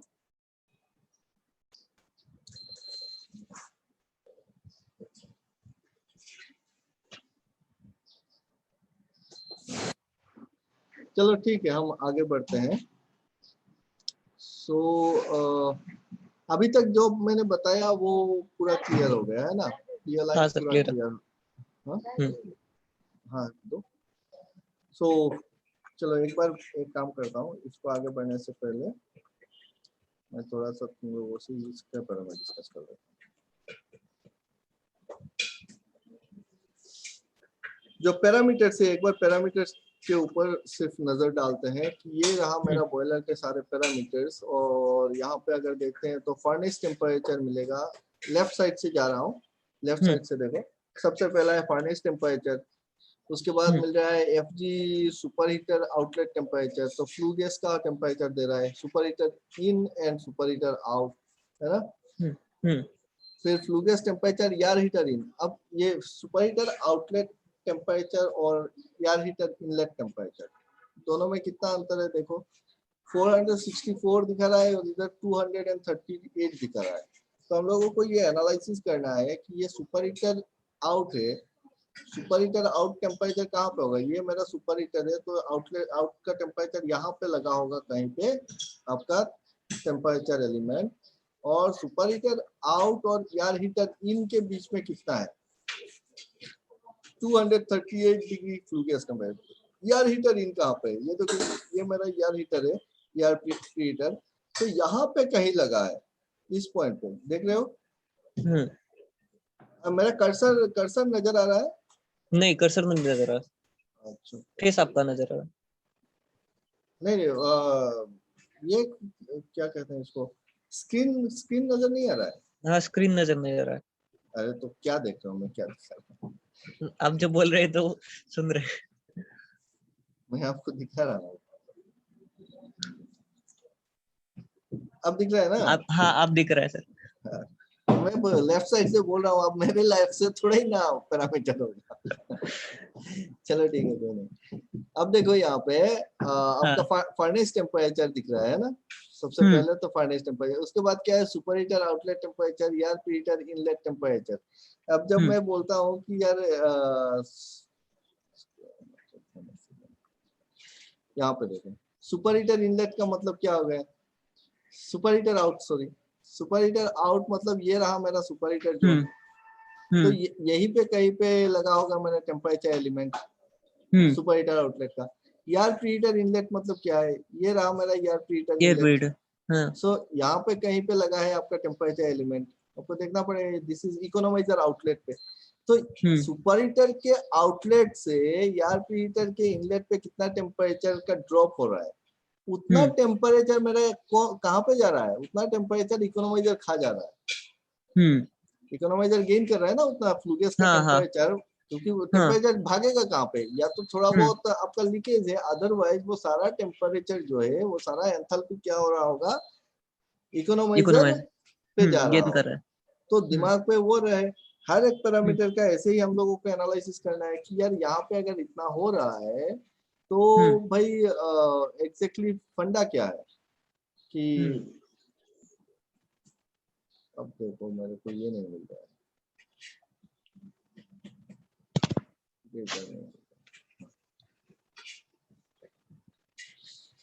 So each and every parameter का हम लोग ऐसे ही करके एनालिसिस करेंगे, है ना। फिर तीसरा जो है, चलो अरे तीसरा पैरामीटर क्या है, flu gas temperature, air heater out. अब एयर हीटर इन टेम्परेचर मिल गए, एयर हीटर आउट टेम्परेचर मिल गया, तो एयर में कितना टेम्परेचर आया वो मिल जाएगा मुझको। फीड वाटर, इसके बाद क्या दिया हुआ है, feed water temperature, economiser inlet, economiser outlet. तो इकोनोमाइजर में पानी कितना डिग्री पे जा रहा है और कितना डिग्री पे निकल रहा है, उससे हमको पता चलेगा इकोनोमाइजर में क्या हो रहा है, कितना गेन हो रहा है। फिर तो है डीएम स्टोरेज टैंक लेवल छोड़ दो, flue gas pressure at super heater out. अब सुपर हीटर आउट पे कितना प्रेशर है, उसके बाद आपका एयर प्री हीटर के इन पे कितना प्रेशर है, मतलब इकोनोमाइजर आउट पे कितना प्रेशर है।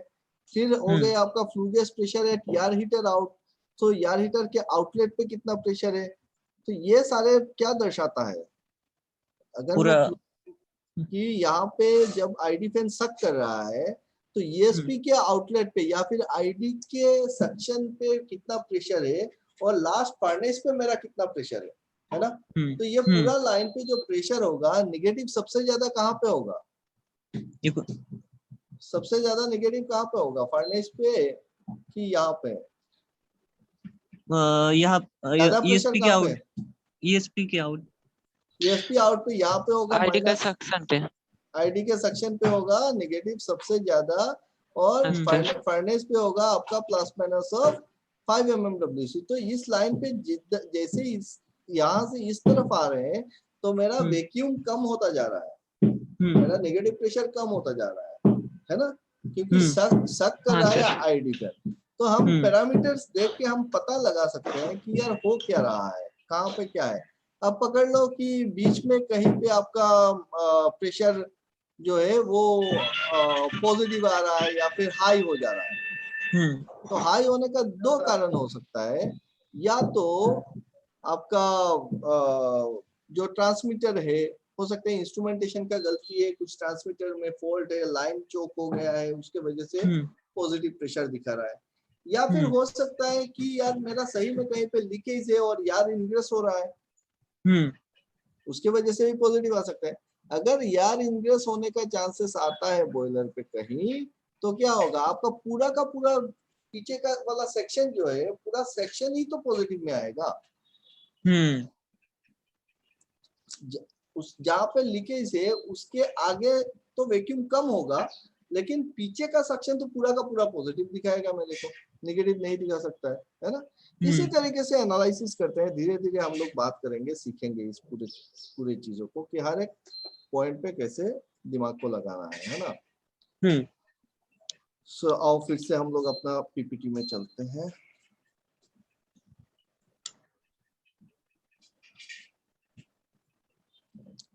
तो हमने देखा अभी तक एयर बॉक्स होता है, उसके ऊपर फर्नेस होता है, इकोनोमाइजर होता है, उसके बाद एयर प्रीहीटर आता है, एयर प्रीहीटर के बाद ईएसपी के बाद आईडी फैन के बाद चिमनी, और एक होता है अपना स्टीम ड्रम। अब मैं एक ही बार में आज के लिए एक ओवरऑल व्यू दे देता हूँ, और उसके बाद हम लोग इस पे टेक्निकली बात करेंगे कि हर एक पॉइंट पे क्या क्या होता है ना। तो सबसे पहले देखो, हमारा बॉयलर के लिए सबसे ज्यादा जरूरी क्या है, पानी। किसी भी बॉयलर पे अगर आप जाओगे तो सबसे ज्यादा जरूरी होता है पानी। अब ये जो पानी आता है, रिवर होता है, पानी के ऊपर भी डिस्कस करेंगे water treatment plant, water chemistry पे, कि ये पानी जो होता है वो पानी किस किस टाइप का होता है, कहाँ पे कौन सा इम्प्योरिटी ज्यादा होता है, और उसके लिए हमको क्या करना है। अभी एक स्कीमेटिक दिखा रहा हूँ ओवरऑल, कि सबसे पहले तो पानी आया ह्यूम पाइप पे, चलो ठीक है, मैं रिवर से ले रहा हूँ तो मैं पकड़ लेता हूँ, एक इंटेक वेल बना लिए, इंटेक वेल से इंटेक पंप से मेरे को देना है क्लैरिफायर टैंक में, जहाँ पे मैं क्या क्या कर रहा हूँ, मैं विजिबल इम्प्योरिटीज जो है उसको रिमूव कर रहा हूँ, है ना। और विजिबल इम्प्योरिटीज को रिमूव करने के लिए हमको क्या क्या करना है, हमको लाइम डोज करना है, अलार्म डोज करना है, और पॉली डोज करना है एक सेटलिंग टैंक पे, है ना। तो लाइम डोज करने का मकसद क्या है, ताकि इसका पीएच मेंटेन हो सके, अलार्म डोज कर रहे हैं ताकि टर्बिडिटी को रिड्यूस कर सके और फ्लोक फॉर्मेशन कर सके पॉली डोज से। अब पकड़ लो, क्लियरिफायर टैंक में आपने क्लियर कर लिया, सेडिमेंट्स वगैरह क्लियर हो गया, विजिबल इम्प्योरिटीज कुछ हद तक रिमूव हो गए। उसके बाद नेक्स्ट जो फेज आएगा वो आएगा आपका MGF, मल्टीग्रेड फिल्टर। अब मल्टीग्रेड फिल्टर में कुछ उससे पहले आप फ्लो मीटर लगा लो कि भाई कितना वाटर आप इन कर रहे हो, वो सारा चीज दिखेगा। ये सारी डिटेल्स में हम बात करेंगे बाद में, फिल्टर के अंदर क्या होता है उसका। अब मल्टीग्रेड फिल्टर के बाद आपका क्या हो रहा है, सिटी बेसिन में आ रहा है। सिटी बेसिन के लिए एक पार्ट चला जाएगा, अगर प्रोसेस है तो प्रोसेस पे चला जाएगा, और एक पार्ट चला जाएगा कहाँ पे, डीएम प्लांट पे जाएगा, डीमिनरलाइजेशन के लिए, है ना। अब डीएम प्लांट हो सकता है या फिर आरओ प्लांट हो सकता है। तो पकड़ लो, हमने डीएम प्लांट पकड़ लिया, तो मैंने एक ब्रेक टैंक लिया जहाँ पे NaOCl डोज किया, उसके बाद एक आयरन रिमूवल पंप लगा दिए, तो IRF में भेज दिए।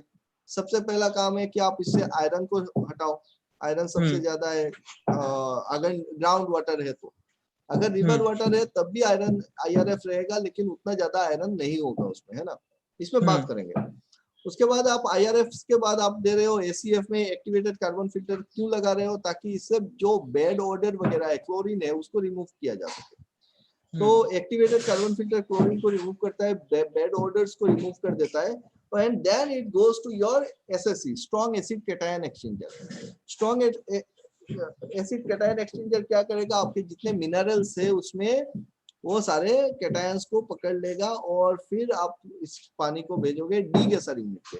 डी गैसर यूनिट पे आप सारे के सारे जितने सारे डिजॉल्व गैसेस है उस गैसेस को रिमूव करोगे, कार्बन डाइऑक्साइड को रिमूव करोगे, अदर गैसेस अगर कुछ है, ऑक्सीजन भी है वो भी रिमूव होगा, हर एक गैस जो है यहाँ पे रिमूव हो जाएगा। उसके बाद आप लगाते हो एसबीए। एसबीए क्या है? Strong base anion exchanger. और बेस एनायन एक्सचेंजर क्यों लगाते हो? ताकि आप इसके पीएच को बूस्ट कर सको।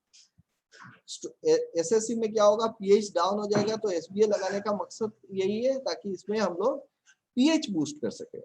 देन हम लोग एक मिक्स्ड बेड लगाते हैं जहाँ पे 50-50 रेजिन्स रखते हैं दोनों का, एसएससी का, एसबीए का, and finally you got your demineralised water in your DM tank. यही है आपका पूरा का पूरा वाटर ट्रीटमेंट प्लांट, है ना। अब अगर आरओ लगाते हो, डीएम प्लांट की जगह पे क्या होता है आजकल आरओ लगाते हैं, तो आरओ लगाने से आपका एसएससी की जरूरत नहीं रहेगी, एसबीए की जरूरत नहीं रहेगी, ये दो यूनिट चेंज हो जाएंगे। आयन एक्सचेंज प्रोसेस को चेंज कर दे रहे हैं आरओ प्रोसेस से, रिवर्स ऑस्मोसिस प्रोसेस। तो आयन एक्सचेंज के लिए मुझको चाहिए था एसएससी, और क्योंकि एसएससी लगा रहे थे तब चाहिए था मुझको एसबीए। दोनों को रिमूव कर दो, लगा दो एक आरओ, और आरओ के बाद लगाओ डीएसआर। डीएसआर के बाद आप मिक्स बेड दे दो, मिक्स बेड के बाद आप डीएम स्टोरेज पे ले सकते हो, ठीक है। सो पीएच बूस्ट करने के लिए कौन सा केमिकल यूज करते हैं? बॉयलर पे, डीएम स्टोरेज पे पीएच बूस्ट करने के लिए कौन सा केमिकल यूज करते हैं? मॉर्फोलिन। मॉर्फोलिन डोज करते हैं। मॉर्फोलिन क्या होता है basically? High alkalinity chemical. Yes, so ammonia होता है, अमोनिया मॉर्फिन। अब मेरे को एक बात बताओ कि हम लोग लाइम क्यों यूज करते हैं?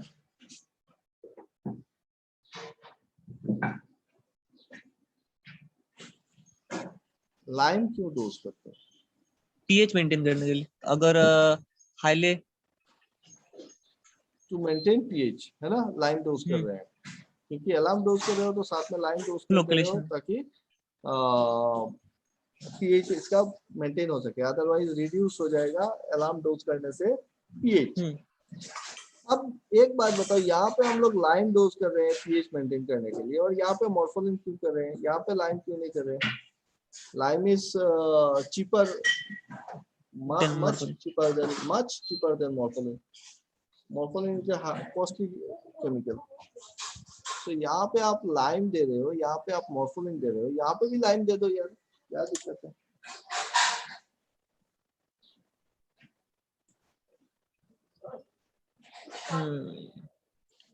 वो केमिकल रिएक्शन उसमें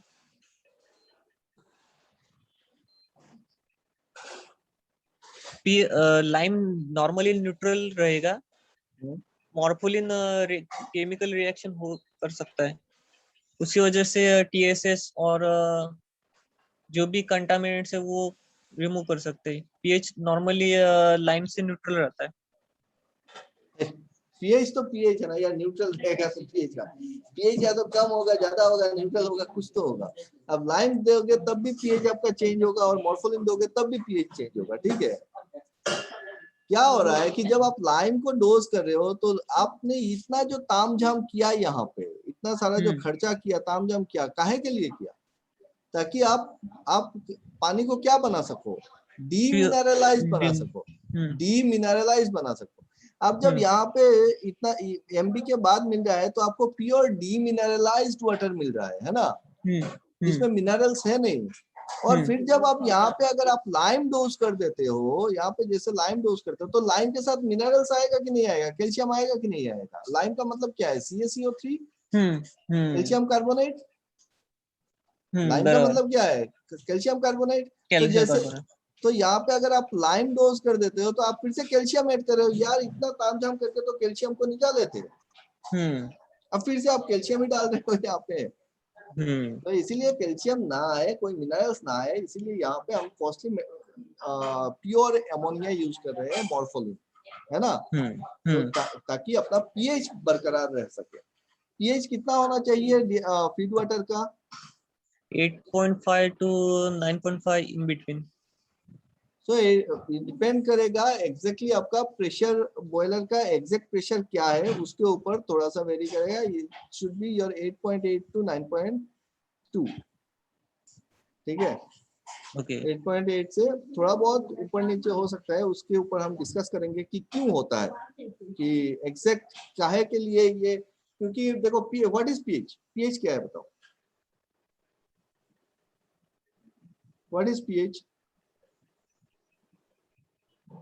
पीएच किसी भी इसका केमिकल उसमें एसिडिटी और अल्कलिनिटी है, पानी पानी है या कोई भी लिक्विड है उसका, वो लिक्विड जो भी है उसका दिखा एसिडिटी है या अल्कलिनिटी है ये दिखाने के लिए, और ये न्यूट्रल है तो आप बोलो इंडिकेटिंग कर। किसी भी सोल्यूशन का, किसका, किसी भी सोल्यूशन का पीएच क्या है? PH is an indicator which gives the idea of any solution regarding its acidity or basicity, कि वो जो सोल्यूशन है वो सोल्यूशन एसिडिक है कि अल्कलाइन है कि न्यूट्रल है, उसका इंडिकेशन देता है। तो पीएच क्या है? PH is an indicator, pH is an indicator. What indicator? It gives us the idea of a solution, whether the solution is acidic or alkaline, or it is a neutral solution. Now next question, what is the range of a pH? Range of pH 1 to 14, 1 to 14, no, 0 to 14. 0 to 14, sorry. ये pH range is 0 to 14. What is the neutral point? 7. 7. If 7 is the neutral point, then why you are maintaining your boiler water, feed water at 8.8 to 9.2?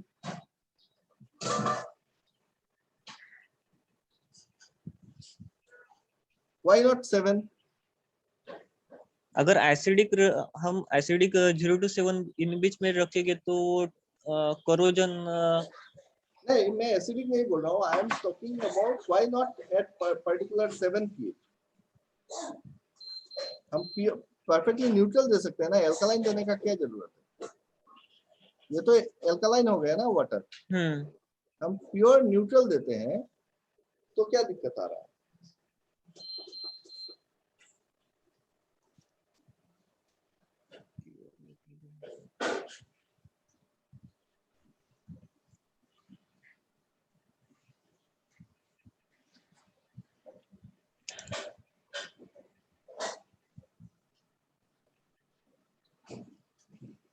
Pure neutral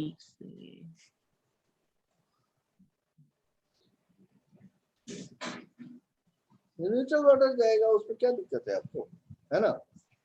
फिर क्यों range को specify किया गया है 8.8 से 9.2, ना कि उससे कम ना कि उससे ज्यादा? 7 क्यों नहीं?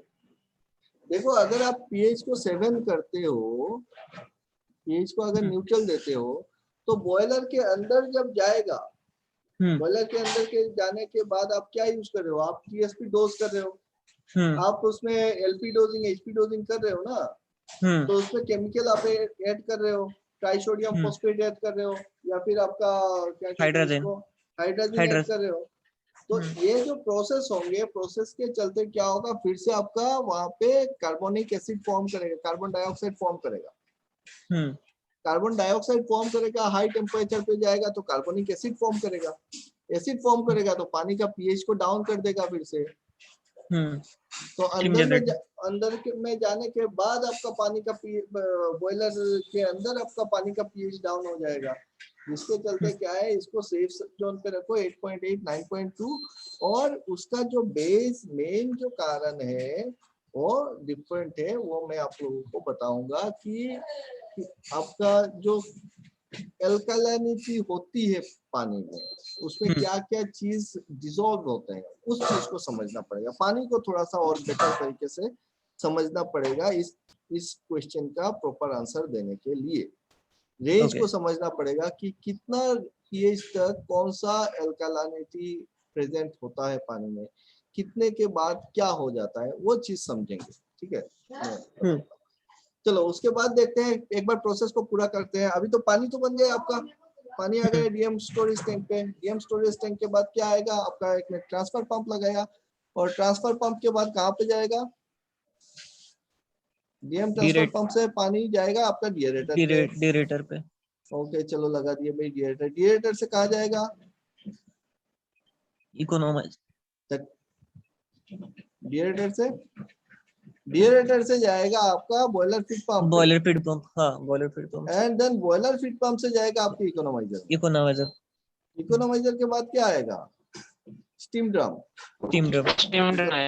इकोनॉमाइजर से स्टीम ड्रम में जाएगा, स्टीम ड्रम से आपका डाउन कमर होते हुए रिंग हेडर में जाएगा, रिंग हेडर से रिंग ट्यूब्स से आपका वाटर वॉल या फिर वॉल ट्यूब्स, और वॉल ट्यूब से फिर से स्टीम बन के चला जाएगा ड्रम में।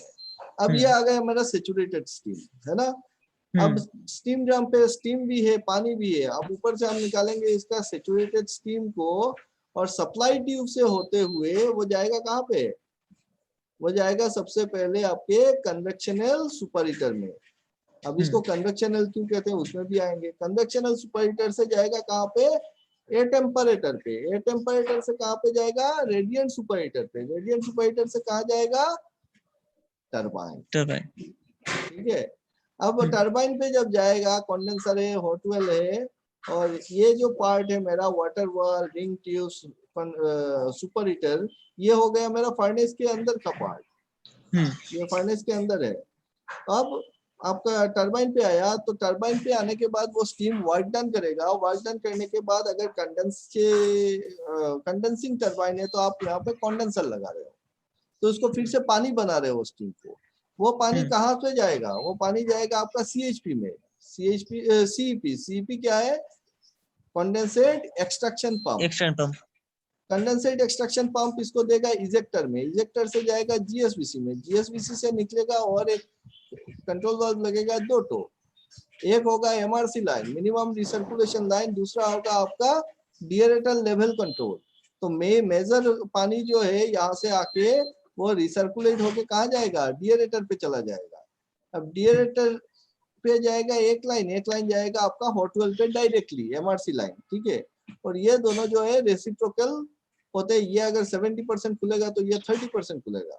ये दोनों मिला के मेरा 100% पानी जाना चाहिए डिएरेटर पे और हॉट वेल पे, है ना। अब पकड़ लो आपका डीएम ट्रांसफर पंप का जो ये लाइन है, यहाँ से हम क्या कर रहे हैं, एक लाइन हॉट वेल मेकअप के लिए ले रहे हैं कि इनिशियल मेकअप चाहिए या फिर कभी जरूरत पड़ जाए मुझको, तो मैं डायरेक्टली डीएम ट्रांसफर पंप से हॉट वेल पे दे रहा हूँ। ठीक है। और क्या है, एक रहेगा आपका एलपी डोजिंग। एलपी डोजिंग कहाँ पे होता है, एचपी डोजिंग कहाँ पे होता है बताओ।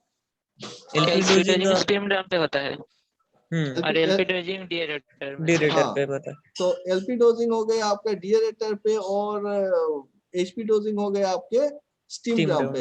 ये दो लाइन एक्स्ट्रा आएगा। यहाँ पे हम लोग क्या दे रहे हैं, एलपी डोजिंग पे आप येलो गार्ड यूज कर सकते हो या फिर हाइड्रोजन यूज कर सकते हो, या फिर एचपी डोजिंग पे ट्राइसोडियम फॉस्फेट, ठीक है, टीएसपी यूज करो या फिर येलो गार्ड यूज करो।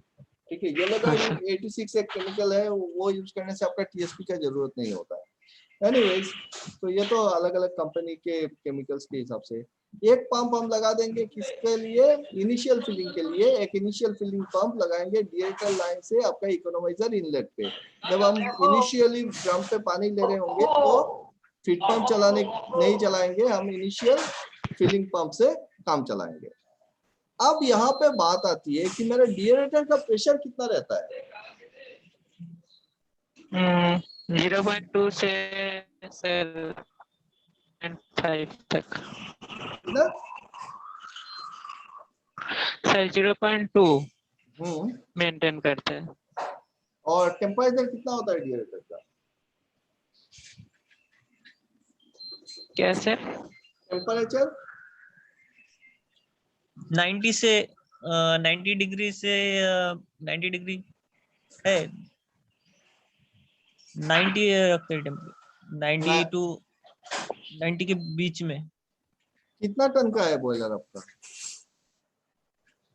30 DPH का है। और प्रेशर क्या है, प्रेशर टेम्परेचर 26। अच्छा, लो प्रेशर बॉयलर। एक्चुअली हमारा कंपनी में 3 बॉयलर है, वो कॉमन करते हैं।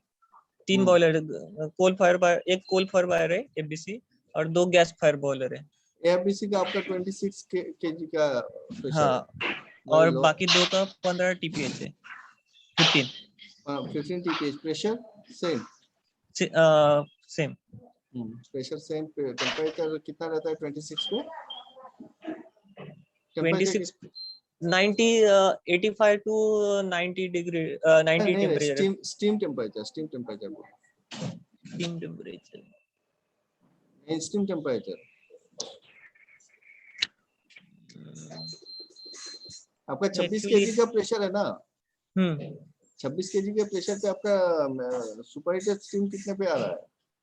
तो सुपर हीटर हमारे कंपनी में नहीं है, इसलिए सुपर हीटर नहीं है। हाँ, सुपर हीटर नहीं है। अच्छा अच्छा, आपका कितना प्रेशर 26 केजी पे टेम्परेचर कितना रहता है स्टीम का?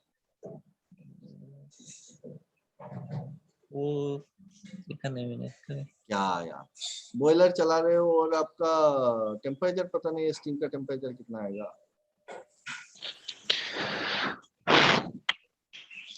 आपका बॉयलर में देखो, आप अगर बॉयलर चला रहे हो, ऐसा नहीं है कि आपका पूरा जिंदगी इसी कंपनी में यही बॉयलर पे गुजरने वाला है ना? नहीं, सबको ग्रोथ चाहिए, सबको आगे बढ़ना है ना? और अगर आगे बढ़ना है तो फिर आप स्टिक नहीं कर सकते हो आपके एग्जिस्टिंग जॉब्स पे, ये फंडा है। और क्योंकि इस सिस्टम में काम कर रहे हो आप, अभी जिस बॉयलर पे काम कर रहे हो 26 केजी का प्रेशर, ये लो प्रेशर बॉयलर है और यहाँ पे सुपर हीटर नहीं है, तो क्रिटिकलिटी कुछ भी नहीं है बेसिकली, ठीक है? इसमें आप आग जलाओगे चलेगा, नहीं चलेगा तो ठीक है। बट अगर आप सब क्रिटिकल बॉयलर्स पे आते हो, अगर आप हाई प्रेशर बॉयलर पे आते हो और वहां पे देखोगे कि हर एक चीज बहुत ही इंपॉर्टेंट है, तो आपको अगर आगे बढ़ना है, आपका दिमाग पे बॉयलर क्लियर रहे और बॉयलर का जो इम्पोर्टेंट पैरामीटर्स है वो पूरा मजबूती से क्लियर रहे कि क्यों होता है, कितना होता है। अगर बॉयलर के बारे में कोई भी पूछेगा, देखो कहीं पे इंटरव्यू पे जाते हो तो सबसे पहले पूछेगा कितना टन का बॉयलर पे काम किया है ना? तो सर मैंने, आप बोलोगे 30 टीपीएच पे, फिर वो पूछेगा कि प्रेशर कितना था, टेम्परेचर कितना, उतना का जरूरत नहीं है, आप सीधा बोलो ना कि सर 30 टीपीएच का बॉयलर है, 26 केजी पर सेंटीमीटर स्क्वायर इसका प्रेशर होता है और टेम्परेचर इतना होता है।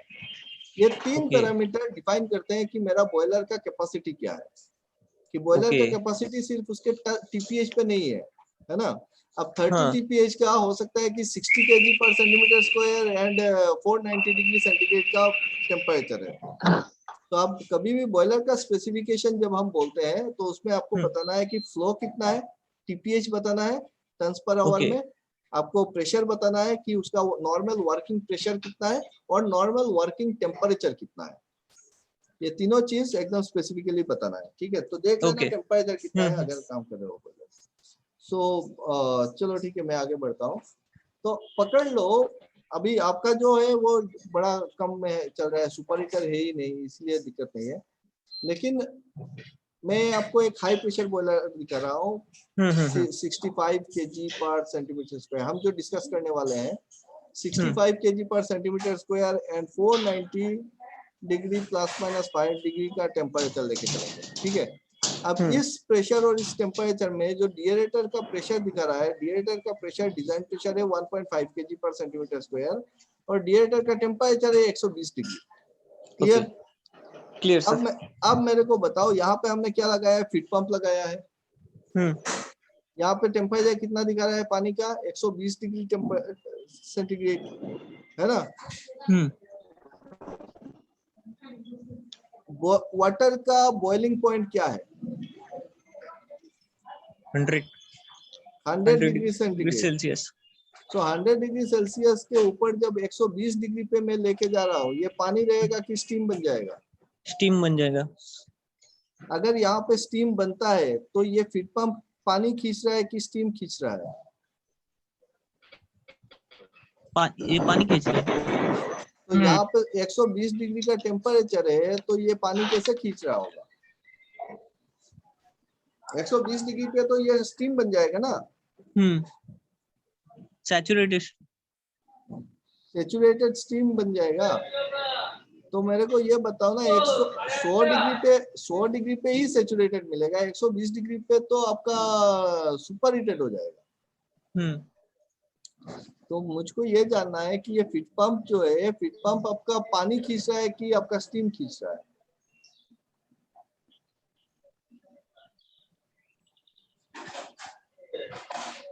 है 120 डिग्री पे खींच रहा है वाटर, ये वेपर होगा, वाटर वेपर होगा ना पानी होगा? मिक्स होगा। यार एक चीज तो दिमाग में क्लियर करो कि पंप जो होता है ना, pump is made for water. Pump में कभी भी वेपर नहीं आ सकता है, पंप में हवा नहीं आ सकता है। सही सर, बता रहा। लिक्विड को कंप्रेस करने के लिए हम लगाते हैं पंप। हाँ। और अगर वेपर या गैस है, गैस को कंप्रेस करने के लिए हम लगाते हैं कंप्रेसर। हाँ। ठीक है, क्योंकि वो हाई वॉल्यूम होता है, दोनों का फंक्शनलिटी अलग। लिक्विड पंप पे कभी भी अगर आप हवा में पंप घुमाओगे, पंप खराब हो जाएगा अगर बड़ा पंप है तो। ठीक है, क्योंकि हीट जनरेट होगा, उसमें भी डिस्कस करेंगे बात। अब बात यहाँ पे अगर ऐसा है तो 120 डिग्री पे ये बॉयलर फीड पंप को लिक्विड कैसे मिल रहा है, वाटर क्यों मिल रहा है यहाँ पे, क्यों इसका ये वेपर नहीं बन रहा है? उसके पीछे का मेन कारण आप लोगों को पता नहीं है कि यहाँ पे जो प्रेशर मेंटेन कर रहे हो ना, वो प्रेशर है इसके पीछे का कारण।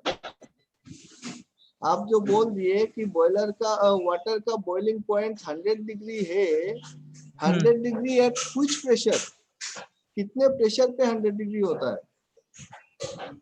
इंपॉर्टेंट ये है, इंपॉर्टेंट आप खाली टेम्परेचर बोलने से नहीं होगा।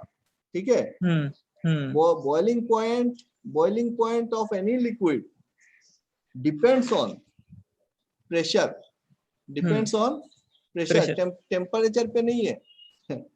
Boiling point of any liquid depends on pressure. अब कितने प्रेशर पे जाके वो कितने टेम्परेचर पे, इतना प्रेशर पे कितने टेम्परेचर पे बॉयल होता है, वो होता है उसका बॉइलिंग पॉइंट। तो जैसे जैसे आपका प्रेशर बढ़ेगा वैसे वैसे लिक्विड का बॉइलिंग पॉइंट भी बढ़ता रहेगा। तो 1.5 kg पर सेंटीमीटर स्क्वायर पे, 1.5 kg पर सेंटीमीटर स्क्वायर पे आपका जो बॉइलिंग पॉइंट होगा वाटर का, that will be approximately 125 degree centigrade. ठीक है, तो प्रेशर, क्योंकि डिएरेटर का प्रेशर हम ज्यादा रख रहे हैं, इसीलिए इसका टेम्परेचर भी हायर रेंज पे रख रहे हैं। सेचुरेटेड स्टेट पे, सेचुरेटेड लिक्विड स्टेट पे रख पा रहे हैं, उससे थोड़ा सा कम। तो पानी ही मिल रहा है मुझको, वहां पे वेपर नहीं मिल रहा है। Clear sir. तो कभी भी ना बॉइलिंग पॉइंट कभी भी बिना प्रेशर के मत बताओ कि boiling point is 100 degree centigrade eight normal atmospheric pressure. Boiling point will be your approximately 360। हाँ, समझ में नहीं आया। निकालने का जो फॉर्मूला था सर, पॉइंट निकालने का जो फॉर्मूला था तो एक बार बताइए ना। नहीं, बॉइलिंग पॉइंट निकालने का कोई फॉर्मूला नहीं होता है। बॉइलिंग पॉइंट आपको स्टीम टेबल से देखना पड़ेगा। ठीक है, बॉइलिंग पॉइंट को कैलकुलेट करने का फॉर्मूला नहीं है। स्टीम,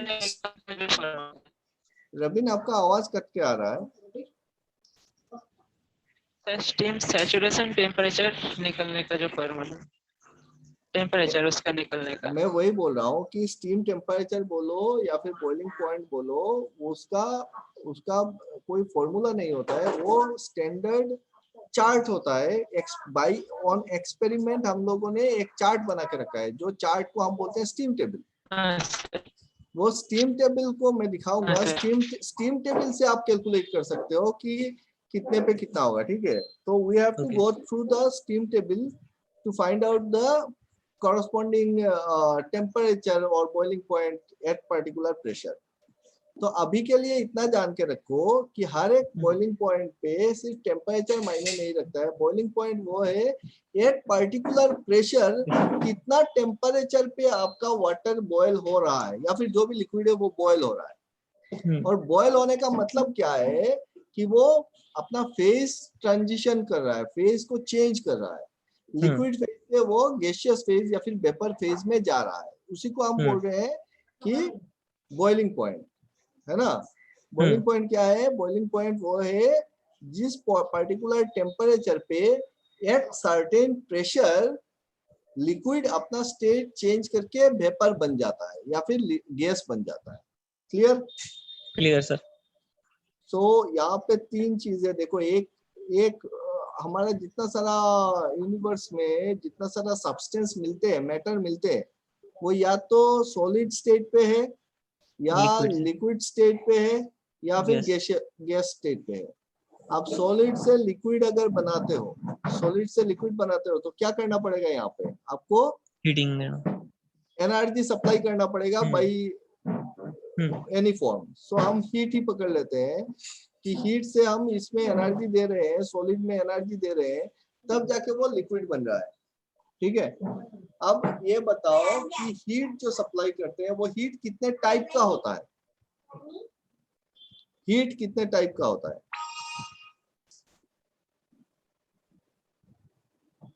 हीटिंग मीडियम का? हीट मीडियम नहीं बोल रहा हूँ, मैं बोल रहा हूँ कि हीट जो हम देते हैं, हीट को कितने टाइप में हम डिवाइड कर सकते हैं? कितने टाइप में डिवाइड करते हैं? दो टाइप में करते हैं। एक को बोलते हैं सेंसिबल हीट, लेटेंट हीट, और एक को बोलते हैं लेटेंट हीट। अब ये सेंसिबल हीट क्या है और लेटेंट हीट क्या है?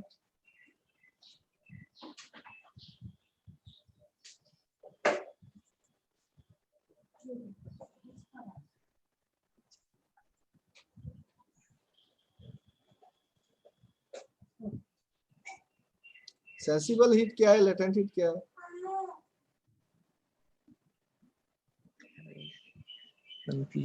लेटेंट हीट, यार काहे कंफ्यूज होते हो? Latent heat is that heat which is utilized to change the phase of the substance. Latent heat वो हीट है जो हीट क्या करता है, किसी भी सब्सटेंस का स्टेट चेंज करने में काम में आता है। सेंसिबल हीट वो है जो टेम्परेचर को बढ़ाने के काम में आता है। सेंस कर सकते हैं आप। हीट तो हीट है ना, आप हीट दे रहे हो मतलब आग जलाए हो, हीट दे रहे हो, या फिर बाय रेडिएशन हीट दे रहे हो। किसी भी तरीके से हीट दोगे तो मॉलिक्यूल्स को एनर्जी मिलेगा, एनर्जी मिलेगा तो वो दूर दूर भागेगा। ठीक है, अब भागने के टाइम पे उसका क्या टेम्परेचर राइज हो रहा है। अगर टेम्परेचर राइज हो रहा है तो फिर हम इसको सेंस कर सकते हैं कि यार ये इसका टेम्परेचर बढ़ रहा है, मतलब हमने जो हीट दिया वो इसका टेम्परेचर बढ़ाने के काम में आया। उसको आप सेंस कर पा रहे हो, तो उस हीट को क्या बोल रहे हो? Sensible heat. और एक है कि पहले तो इसका जो सॉलिड है, सॉलिड फेज में आपने हीट दिया और वो मॉलिक्यूल्स भागा दूर दूर, लेकिन वो उसका पूरा एनर्जी कहाँ पे लगा दिया? वो एक दूसरे से दूर जाने में लगा दिया। तो वो सॉलिड से लिक्विड बन गया, लेकिन इसका टेम्परेचर बढ़ा नहीं अभी तक। तो वो पर्टिकुलर हीट जो खा गया वो हम सेंस करने से नहीं मिल रहा है। वो हीट हम हीट तो दे रहे हैं लेकिन वो दिख नहीं रहा है, वो चुप गया है हीट। वो पूरा का पूरा एनर्जी कहाँ पे लग गया? मॉलिक्यूल्स का जो इंटर मॉलिक्यूलर फोर्सेस है, इंटर मॉलिक्यूलर फोर्स को ओवरकम करने में लग गया। ठीक है, तो मॉलिक्यूलर फोर्सेस पहले टाइट था, इंटर मॉलिक्यूलर फोर्सेस स्ट्रॉन्ग था, इसीलिए वो सॉलिड था। अब हीट दिए तो उसका स्ट्रेंथ धीरे धीरे कम होता गया, मॉलिक्यूल्स वाइब्रेट करने लगा, एक दूसरे से दूर जाने लगा, तो वो लिक्विड बन गया। लेकिन टेम्परेचर नहीं बढ़ा, क्योंकि वो पूरा का पूरा एनर्जी कहाँ पे खत्म हो गया? मॉलिक्यूल एक दूसरे से दूर जाने में खत्म हो गया। ठीक है, तो उस पर्टिकुलर हीट को बोल रहे हैं हम लोग लेटेंट हीट। अब जब आप सॉलिड से लेटेंट हीट दोगे, सॉलिड में जब लेटेंट हीट सप्लाई करोगे सॉलिड में, तो वो बन जाएगा लिक्विड। लिक्विड में अगर लेटेंट हीट सप्लाई करोगे, लिक्विड पे अगर लेटेंट हीट सप्लाई करोगे तो वो बन जाएगा गैस। गैस से आप लेटेंट हीट को निकाल लो, लेटेंट हीट को निकाल लो तो वो बन जाएगा लिक्विड। लिक्विड से आप लेटेंट हीट को एक्सट्रैक्ट कर लो, वो फिर से बन जाएगा सॉलिड। ठीक है, तो ये जो प्रोसेस है, process of transformation of states, ये तीन तरीके का हो रहा है। एक तो हो रहा है कि सॉलिड से लिक्विड बन रहा है, या फिर लिक्विड से गैस बन रहा है, या फिर सॉलिड से गैस बन रहा है, या फिर गैस से सॉलिड बन रहा है। जो प्रोसेस होता है ना, ये पहला सॉलिड से लिक्विड बनने का, इसको बोलते हैं फ्यूजन। फ्यूजन, फ्यूजन क्या होता है, सॉलिड से फ्यूज होके लिक्विड बन गया, लिक्विड बन, फ्यूजन भी बोलते हैं हम लोग, या फिर मेल्टिंग भी बोलते हैं, फ्यूजन या फिर आप बोलो मेल्टिंग, ठीक है। दूसरा है लिक्विड से गैस बनने का जो फेज है उसको बोलते हैं वेपोराइजेशन या फिर इवेपोरेशन, इवेपोरेशन होता है, लिक्विड से गैस फेज में चला गया। और गैस से जो लिक्विड बन रहा है उसको क्या बोलते हैं, गैस से जब लिक्विड बन रहा है, गैस से जो लिक्विड बन रहा है, लेटेंट लेटेंट को निकाल रहे हो, तो गैस से जो लिक्विड बन गया उसको क्या बोलोगे, कंडेंसेशन। हाँ, कंडेंसेशन, हाँ, कि वो गैसेस फेज में था, उससे आपने लेटेंट हीट निकाल दिया, अब बन गया लिक्विड, तो उसको हम बोल रहे हैं कंडेंसेशन। और अगर डायरेक्टली अगर सॉलिड से गैस बन जाता है या फिर गैस से सॉलिड बनता है, तो उस प्रोसेस को क्या बोलते हैं, उसको बोलते हैं सब्लिमेशन, सब्लिमेशन, ठीक है। कि डायरेक्टली सॉलिड से लिक्विड फेज में गया ही नहीं, सॉलिड से क्या बन गया, गैस बन गया, और गैस से अगर लेटेंट हीट को निकाल लिया तो वो डायरेक्ट सॉलिड बन गया, तो लिक्विड फेज ही नहीं है उसमें। जैसे कि आपका सॉलिड CO2 कार्बन डाइऑक्साइड, ठीक है, सॉलिड कार्बन डाइऑक्साइड, तो वो क्या होता है कि वो डायरेक्टली सॉलिड स्टेट में है, इसको आप नॉर्मल प्रेशर रूम टेम्परेचर या फिर रूम प्रेशर पे रख दो, खुला छोड़ो, प्रेशराइज जब तक रहेगा सॉलिड में रहेगा, जैसे खोल दोगे वो क्या बन जाएगा, गैस बन जाएगा, जिसको हम लोग ड्राई आइस भी बोलते हैं ना, ड्राई आइस बोलते हैं इसको, सॉलिड CO2। तो ये प्रोसेस होता है सब्लिमेशन। तो सब्लिमेशन तो हमारे काम में नहीं आ रहा है यहाँ पे, हमको क्या लग रहा है, हमको लग रहा है कि हम सॉलिड से लिक्विड वो भी नहीं बना रहे हैं, हम क्या बना रहे हैं, लिक्विड से गैस बना रहे हैं और गैस से लिक्विड बना रहे हैं, हम पानी से स्टीम को बना रहे हैं। और फिर घुमा फिरा के यहाँ पे देखो, एक मिनट, हम क्या कर रहे हैं यहाँ पे, बॉयलर पे पहले पानी आ रहा है और वाटर से हम स्टीम बना रहे हैं, तो लिक्विड से गैस बना दे रहे हैं। और फिर यहाँ पे हॉट वेल पे आने के बाद यहाँ पे पूरा गैस है, और टरबाइन के नीचे गैस है, और उस गैस को फिर से क्या बना रहे हैं, कंडेंसर में पानी बना रहे हैं, कंडेंसेट बना रहे हैं, कंडेंसेट बना रहे हैं, है ना। सो यहाँ पे ट्रांसफॉर्मेशन हो रहा है गैस टू लिक्विड, और यहाँ पे हो रहा है लिक्विड टू गैस। और ये जो ट्रांसफॉर्मेशन होता है, फेज ट्रांजिशन होता है, वहां पे जो हीट गेन करता है या फिर हीट जो लूज करता है, उस हीट को हम बोलते हैं लेटेंट हीट। ओके, ठीक है, चलो आज के लिए इतना ही, है ना। नेक्स्ट क्लास कब है दिनेश? मेरा अभी है कल नहीं, शेड्यूल के हिसाब से चलेंगे, ठीक है, जो शेड्यूल बना दिया है।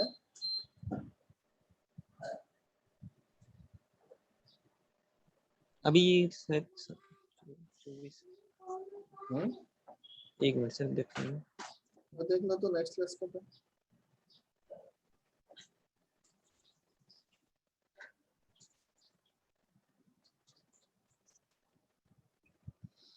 सत्ताईस तारीख को है।